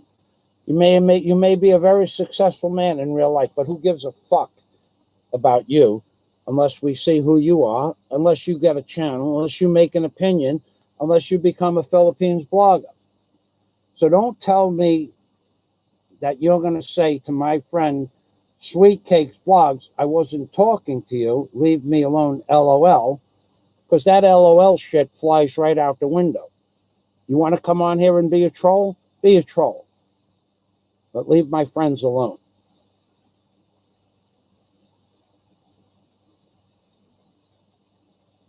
So, what makes me the way I am is a superior intelligence and the ability to do so in a superior methodology in which that I tell the truth without mentioning somebody's name. And the fact that somebody's been taunting another man to the point where some really egregious shit happened, but all the while saying how tough member two, I am the fuck, I will do. You wouldn't do a fucking thing? Not a fucking thing would you ever do to the great Alabama. The great Alabama would rip you a new asshole. That's my opinion. Aren't we allowed to have opinions on here? Isn't it allowed to have an opinion? Aren't we allowed to have opinions? The fact that you taunted somebody for fucking 45 days or a month, every day, day in and day out, called his girlfriend a monkey, called her family a bunch of poor people, said that he lived in a fucking piggery, that he lived in a crematorium, that you fucking egged him on day after day after day. And then he finally said something that he probably shouldn't have said. And then you go after him and attack him like he's fucking dirt. Maybe you're the fucking person that's the coward and not him. Here's what I suggest. I suggest you put it all above board and make it legitimate. Get into the fucking ring. Get into a legitimate boxing or cage fight ring with the great Alibaba. All bets are off. Whoever wins takes all. I'll put money that you won't do it. I will fucking bury people in wages that you wouldn't do it. I will fucking put anything and everything I got on the line that you wouldn't get into the cage with the great Alabama, and I would bet the rest of whatever I have, inheritance and or whatever, that he would fucking destroy you. Maybe not 30 seconds, maybe 35 seconds. But you fucking egged him on to the point where he threatened to do something stupid, and now you're fucking gloating over it like the piece of fucking, like you're some kind of fucking hero, when in fact all you did was take advantage of someone less advantaged, maybe mentally, but certainly not physical. So Eric fucking Boswell or Derek Boswell,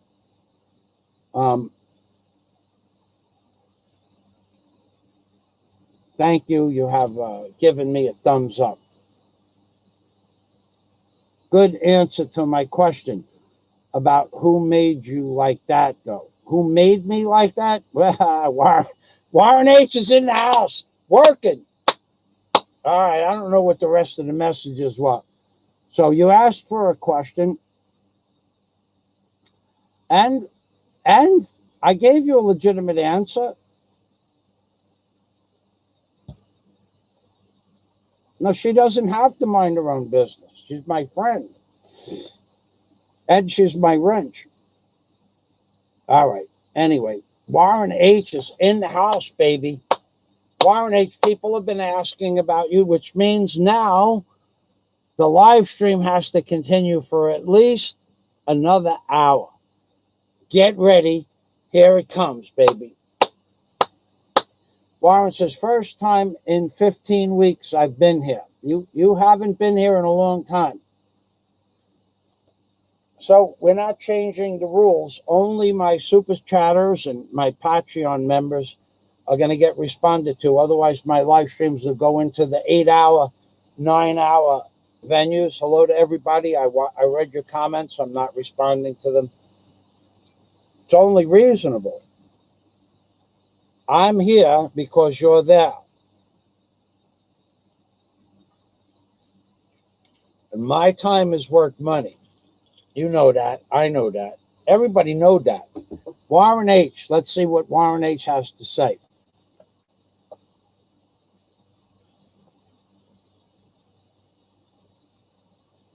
Ah! That would be true, Peekaboo.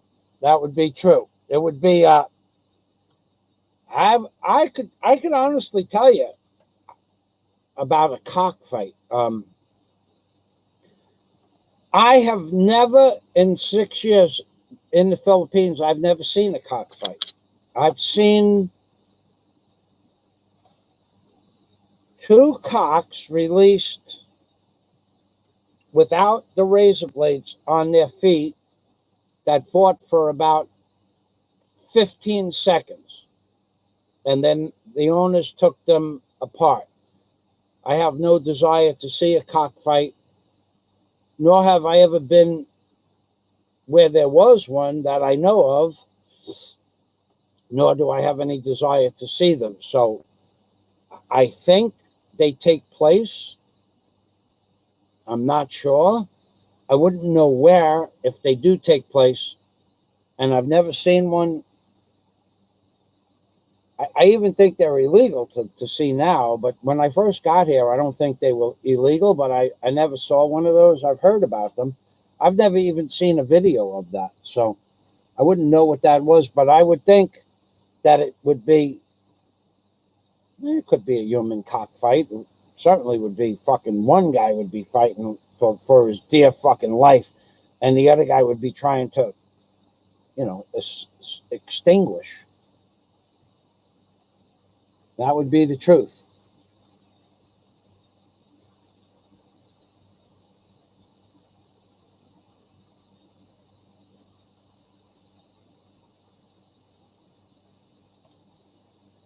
Right. Truth Lady is a woman who has understanding about something called the Church of Satan. Now, I've read her.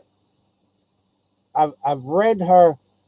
She gave me a link that was spammed, and I read the link, and it does have to do with what she's saying. So there is something called the Church of Satan. So the first degree, there are 5 degrees. And the 5th degree is MAGA. Now, I don't know, what does MAGA mean, Truth Lady? Because I don't remember what it said, but I read it, and she's right about that. The Church of Satan has a 5th degree called MAGA, but I don't remember what the letters meant. So if you could please post that, it would be great. And if it gets spammed, I will make it public.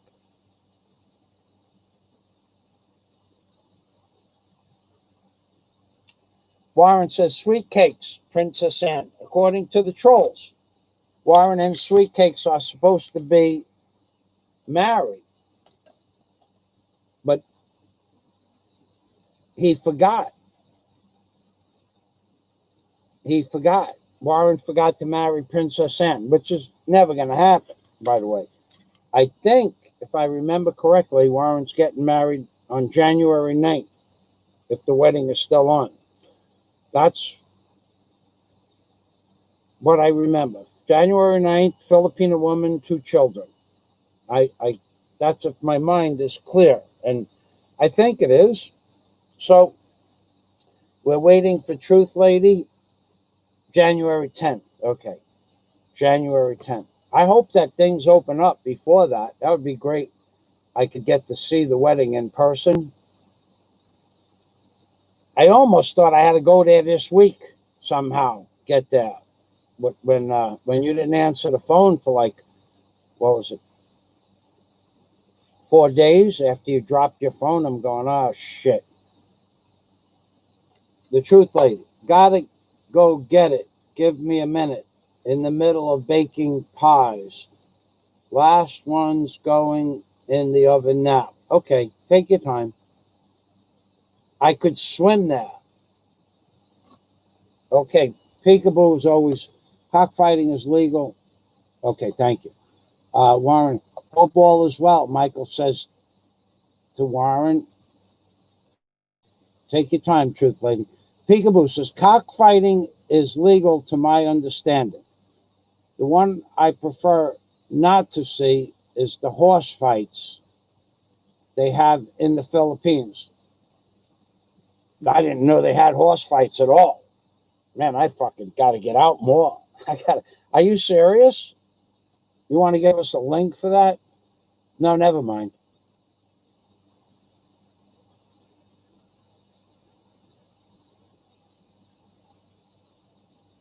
Do they really have horse fights? Is that really something that happens, or are you making that shit up? I should Google it, but I can't Google it. What happens is, as soon as I get off this tab, anything to the right, any Google search, within a few minutes, I lose my connection. Now, I will tell you what happened to me this week with my computer. Still, I can't buy a computer. Another fucking story I got to hear every fucking day. He didn't buy a computer. He doesn't have the money. He stole the money, used the money. Fucking money is in the bank, you fucking twit. Twit is less than a twat and more than a dick. Twit. You are such a fucking stupid fucking person. Why would you say that Michael Fazio stole the computer money when I could just easily show anybody who sent me money?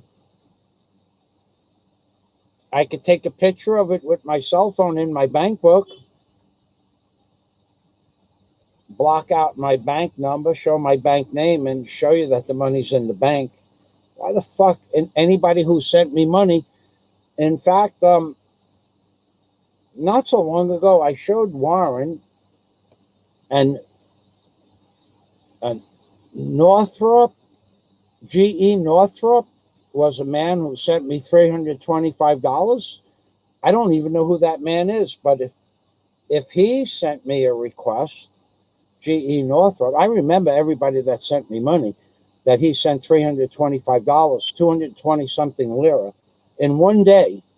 If he sent me a request to see the money in my bank book, I would show him the bank deposit and how much money is in the bank for the computer. More than enough money to buy the computer, actually, way more. But I wouldn't have a problem with that. So why someone would accuse me of stealing money when I can prove otherwise?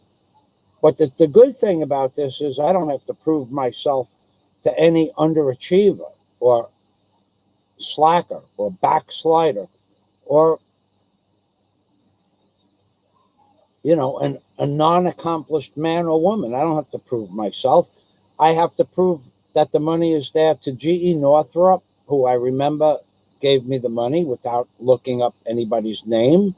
I remember Warren gave me a shitload of money. That money, and I confirmed, a while back with Warren, not for that, for another reason altogether. And there were a few other people that gave me 100, 200. Who else was that? Several other people gave me $100, $150 donations, $200 donations for the computer. Anybody wants to see where the money is, I'll show them the bank book. I'll do a live stream via Skype with them so I could see their face, so I know who they are, telephone number, and I'll show them the bank book in real time.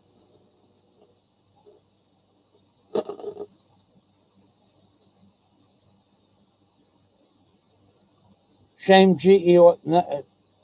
It's a shame G. Warren is baiting the game. No, Warren says shame GE Northrop never came back. I don't know who that man was. And what about the Muslim man that was pushing the Muslim theology? He gave me several $100s for the computer, and he never came back either. I don't know who that man was, but thank you very much. I'm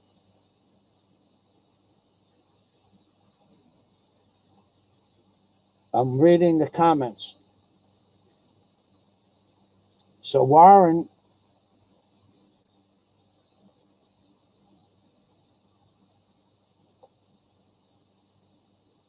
says, shame GE Northrop never came back. Well, I mean, come on.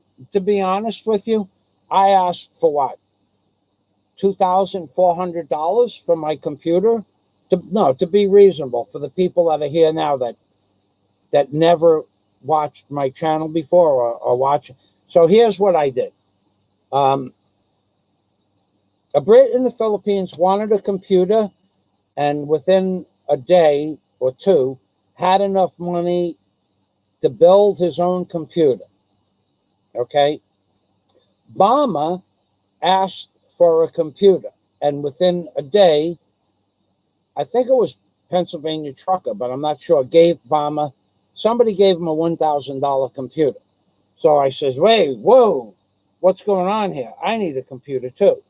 So I picked out a top of the line Asus for $2,400. $2,400. It was an i7 with a 1 terabyte. And I picked out, and I said, look, I need $2,400 for a computer. And what was it? 1 hour? 2 hours? I think I received close to $2,000 in pledges for a computer. I think that's reasonable. And I said, well, wherever I was, I would put the rest in. And the next day, I gave the total that I had earned towards a computer.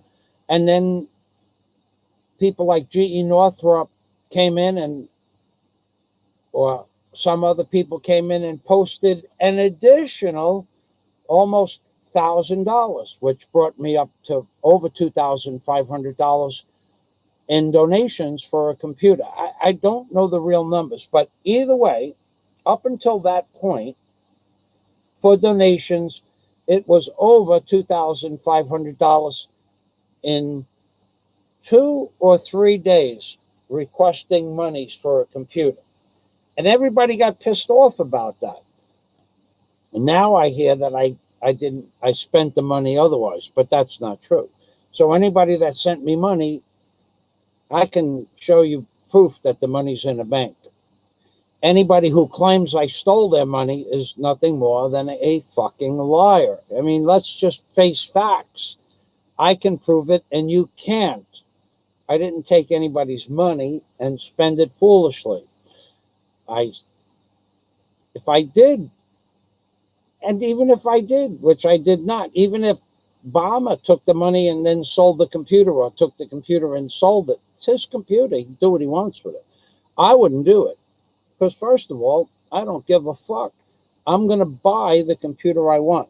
So if you go online, you can't buy the computer I want right now. I could do that, but I'll lose the live stream. But you can't buy the computer I want because they're not delivering any computers to... they're not delivering even one computer to Cebu from Manila. Manila can't get computers from China. China can't ship computers to Manila. Manila can't ship computers to Cebu. And Cebu can't ship computers to Bohol. Not one fucking delivery to the computer store I deal with in Bohol, or a sister store in Bohol, or a sister store in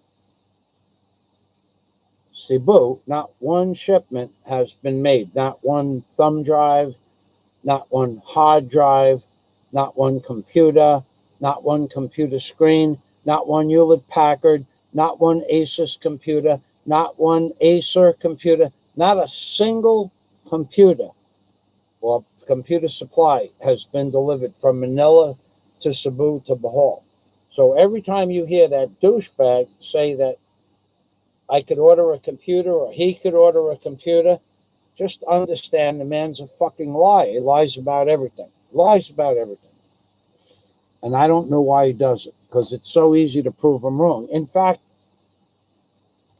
it's a piece of cake. Okay, so we're getting back to some, I don't know about peekaboo. This shit sounds fucking weird to me. I've been in the Philippines for 6 years and I never heard of this. So peekaboo says,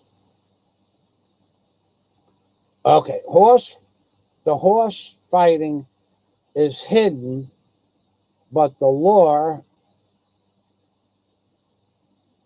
the two males to fight by bringing a female between them, and the fight is on. They are bludgeoned by the end of it being biting and kicking. Warren, who's a molester, I think he did give me money. I think he did. And I forgot about him. I forget about the few things, but now that you say who's a molester, I remember that he gave me money as well. In fact, he got thrown off of a channel because he gave me money. All right. Peekaboo says, Rabbi, there's a link following this post. I need permission to post the link, so let's give Peekaboo 2, let's give him a lifetime wrench. Okay, I know Peekaboo personally. I've sat down and broke bread with Peekaboo. We had hamburgers together. So Peekaboo, you have permission to post whatever you like and throttle someone down if need be. So you are now a moderator.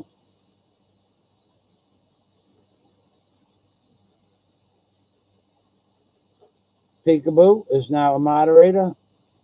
So you can post whatever you like. Michael McFarland, this is a good one. Got referred to a dentist, to my medical doctor.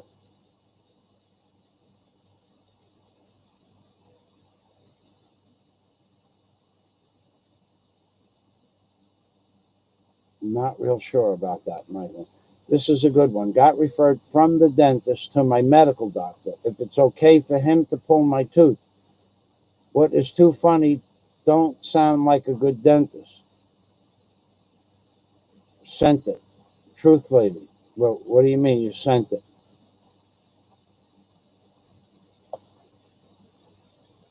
Oh, sent it. Why didn't you post it here, truth lady? I can't go to my comments page because I'll get kicked off of the live stream.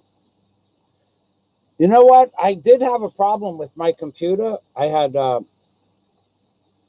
my C drive had too much junk in it. The disk hadn't been defragmented since September. It only had 7 gigs of free space, but it was interfering with my Word. So anybody out there whose C drive is full, like mine was, your computer's going to start to do strange things. But after I reduced the junk in the C drive, I just deleted stuff I had no use for.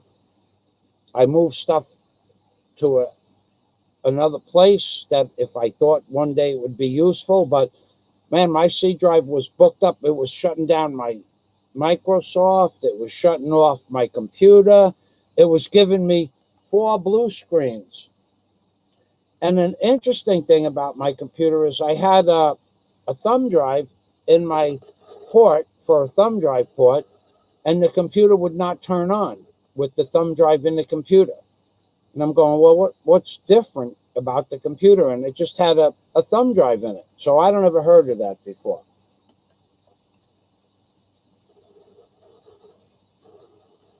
I don't see it, truth lady. Post it again. I don't see it.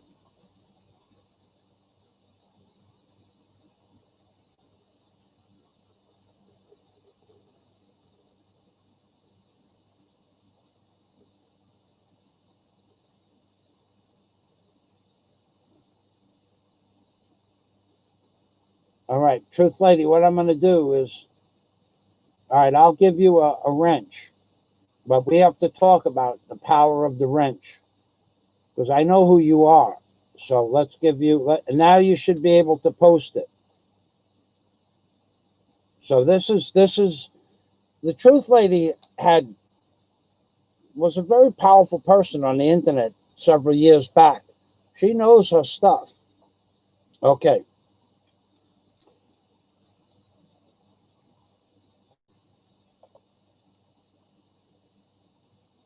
Warren says, I keep telling you should buy a new PC.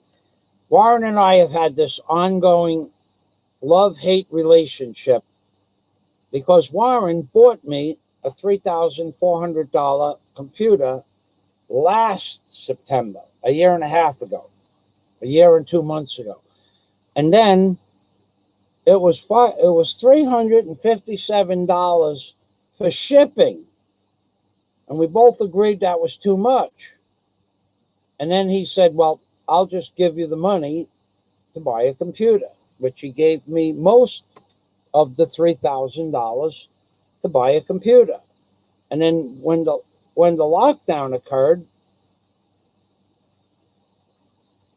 back in March, the computer I wanted was not available. Again, I'll go through this story. And the people that were supposed to order the computer at the ICM Mall said, what you need to do, Michael Fazio, is come in and give us 100,000 pesos, $2,000 deposit, and we'll order your computer for you. And to this day, March, April, May, June, July, August, September, October, November, 9 months later, they have never received an order from anywhere, and not my computer for sure. Never did they ever receive even one thumb drive from their supplier. And when I asked them for a receipt to guarantee that they give me my money back in 30 days, she wrote out the receipt for that. And then she gave me a bunch of shit about something else, and I said, forget it. And I walked away. I don't exactly remember what it was. I had the money. I brought the money. Oh, there was two things that we had. I had the money. She wrote out the receipt saying that, okay, I know exactly what it was. I said, I'll come in and give you the money, and you're going to guarantee me the computer's going to be there in 30 days. She said, yes. She wrote up the contract. I'm sitting there. She's writing up the contract. She goes, wait a minute. And she disappeared for like, 6-7 minutes. She comes back and writes down 4 to 6 weeks. Well, that's not 30 days. So I said, what's this? She goes, well, it could take 4 to 6 weeks to get the computer from Manila to Manila, to Manila, and then 30 days more. I walked away. I'll see you later. She never did get the computer. They never could get the computer. They still can't get the computer. Even if I would have paid for it in cash that day, 100%, they never got an order from Manila. So they lie to you. Truth Lady, Church of Satan.com hierarchy. So if the Truth Lady puts it there, you can put links, but don't copy and paste anything from that link. Truth Lady, I have to explain. Well, you probably know more about it than I do, but you can put the links, but don't post any of their theory. Boy, the 2 new wrenches. That was easy. But gotta tell you, those 2 people, I One I met in person and one I've said a few hours on the phone. And we go back probably 40 years, the Truth Lady and myself, via intermediary friends and business relationships. So I trust the Truth Lady. So she posted a link. You might want to go check out that link to see what MAGA really means.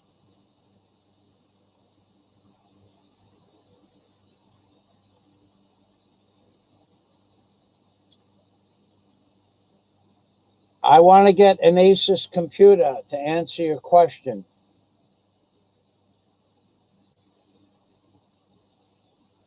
No, there's an Asus computer repair, certified Asus computer repair, about 4 blocks from the BQ Mall.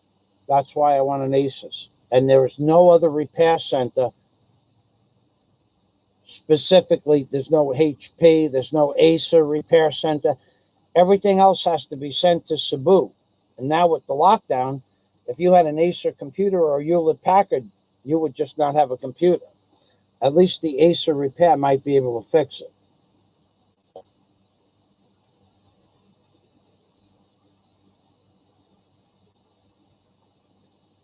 You guys are into this horse fighting shit. I probably wouldn't watch that. I'd rather see Alabama kick some fucking ass. That's what I'd like to see in a legitimate fucking cage fight.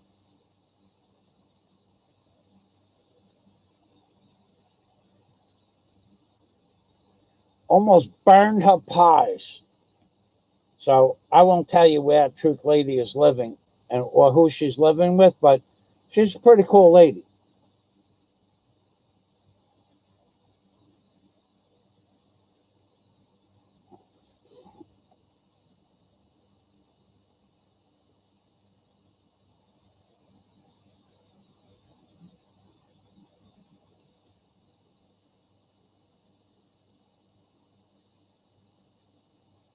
Sweet Cakes is still there. Does Santa have to deliver with a mask, or does he have to lock down this year? No, not here in Bohol. In Bohol, well, on my way to the pizzeria last night, Peekaboo, I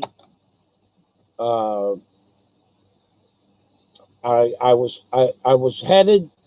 I wanted to take the 5 o'clock bus, and while I walked, the 5 o'clock bus doesn't pass my house directly, so I jumped on a jeepney for 10 pesos, and I got off the jeepney right on the bus stop, and it was raining. It was raining pretty hard when I left the house, which is why I even got on the jeepney. Otherwise, I would have walked. And the bus, there were 5 people under the shelter for the bus. And me, I just get off the jeepney and lollygag into the shelter. And I look, and there's a Philippines national police officer there. And then I realized I didn't have my mask on. And I had the mask. I'll show you how I have the mask so I don't forget it. I always keep an extra one. But I have the mask on my keychain. It's part of my keychain. So I always keep a mask on my keychain in case my mask that I wear falls off. So when I realized I didn't have the mask, I put the mask on and said, "Good evening, sir." And he said, "Mayan gabi," because it was getting dark. It was getting pretty dark. So did everybody have a mask on under there? No. The Filipino tricycle driver that was just outside the booth did not have a mask on. 3 hobble drivers had the mask, and the police officer had the mask, and then I had the mask. So it's not, they'll ask you to put the mask on. They'll ask you to put the mask on. And if you don't, here, at least they'll give you the option to walk down the block and go buy one. They're not as strict as they are in other parts of the Philippines here, because we don't have any cases of the virus here that I know of. So they don't, our lockdown is different. Like, if I go to the beach, no one is going to have a mask on. Nobody. If I go to ICM inside the mall, everybody's going to have a mask on.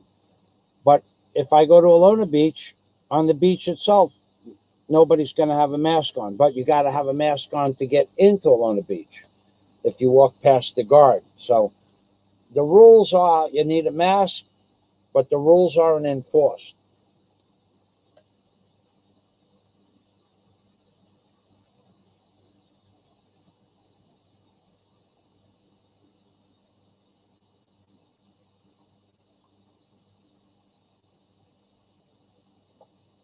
No, I ain't wearing that bubble shield. I love that thing. I actually went into the BIR with that, the Bureau of Internal Revenue Service, and they got a kick out of it. They were all gathered around me going, look at that mask made out of a water bottle. They did not care. In fact, my mask was more comprehensive than any mask you're going to buy for 50 or 60 pesos in the store, 30 pesos. But yeah, they didn't care as long as it was a plastic face shield. The police, the people in the store, the tricycle drivers, the people on the jeepney, they all got a kick out of that. But it was hot. It had unless I unscrewed the cap on the top, it had no ventilation at all in there. It was very hot. Warren, I'll see you later. Thank you for stopping by. Okay, that means the live stream is over. 4 hours and 1 minute. I don't want to get complaints that my live stream was too long. Far be it from me to pontificate on nothingness. At this point, LaRue, Princess Anne, Warren, Peekaboo 2, Scott Del Fuego, Dennis Adam,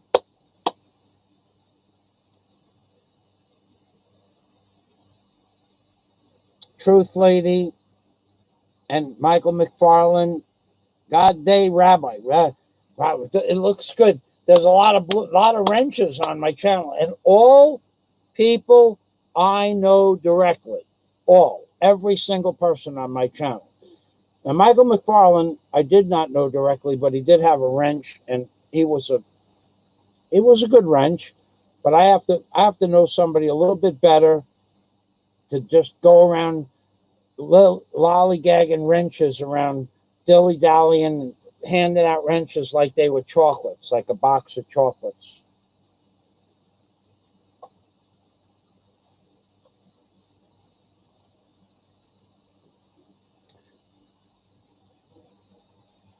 Michael McFarland, you're wrong about the price on that. Well, you're not that wrong. Michael says the Asus Pro Duo Core Pro 1. I don't know what it is. Asus Duo Core Pro 1 with 3 screens is 155,000 pesos. I don't know what model that is, but here it is. The Asus Pro Duo i7 4-core has 2 screens, but it separates into more screens. That's 149,000 pesos, less 5% from the Octagon in Cebu, and the same here in Bohol. The Asus Pro Duo i9 was 247,000 pesos, which is $5,000, but they brought that down to 199,000 pesos with a 10,000 peso discount, which brings it down to 189,000 pesos with 32 gigs of memory, 1 terabyte hard drive, 15.6-inch OLED screen, which is a touch screen. Now, you got to be careful with the i7 and the i9.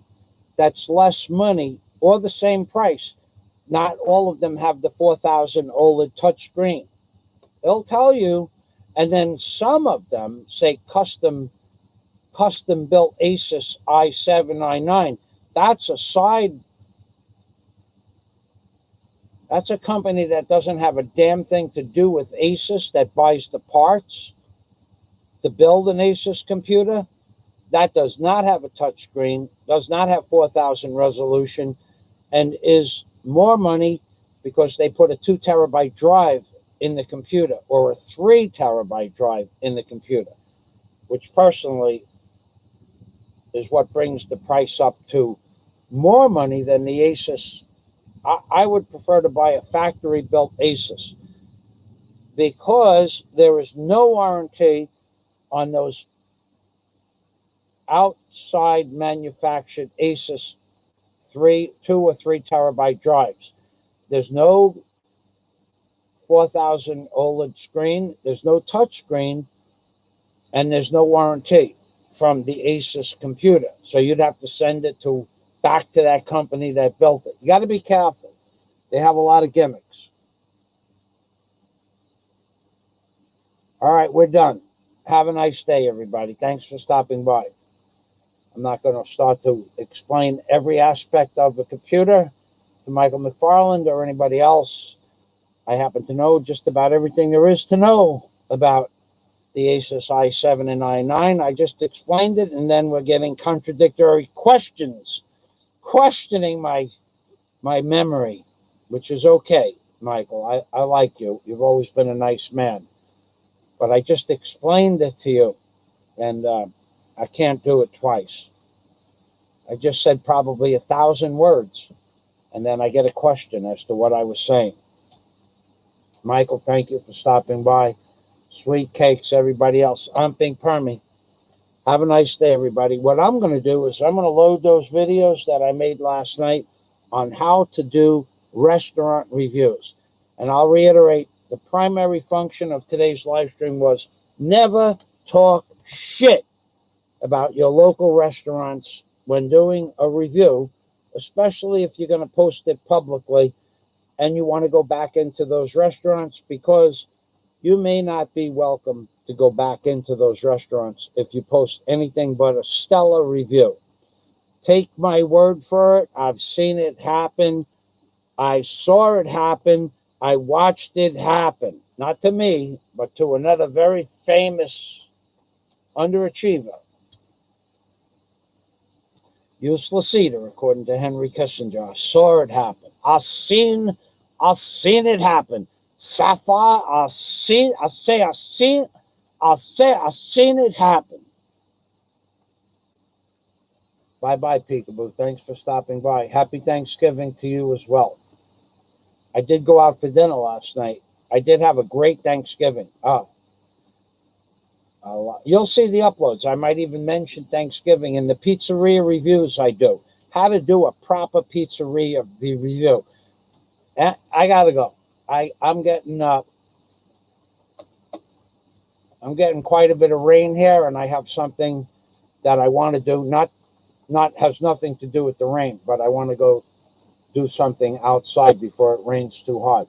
Bye-bye, LaRue. Thanks for stopping by, honey. Thank you for my support, your support. You're welcome for your support. Bye-bye, Princess. I gotta go.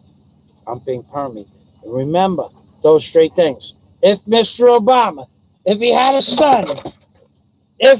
son, his son would look like a Trayvon Martin, baby. Little baby mama. His son would be playing cards with a pedophile priest. And his son might be dead. That's right. Remember, real men, they play with the dolls. Real men don't give a flying fuck what you think. That's what real men do and don't do. God bless you too, baby.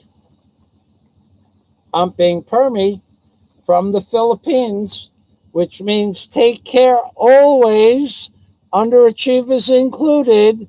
Ha, ha, ha, ha, ha.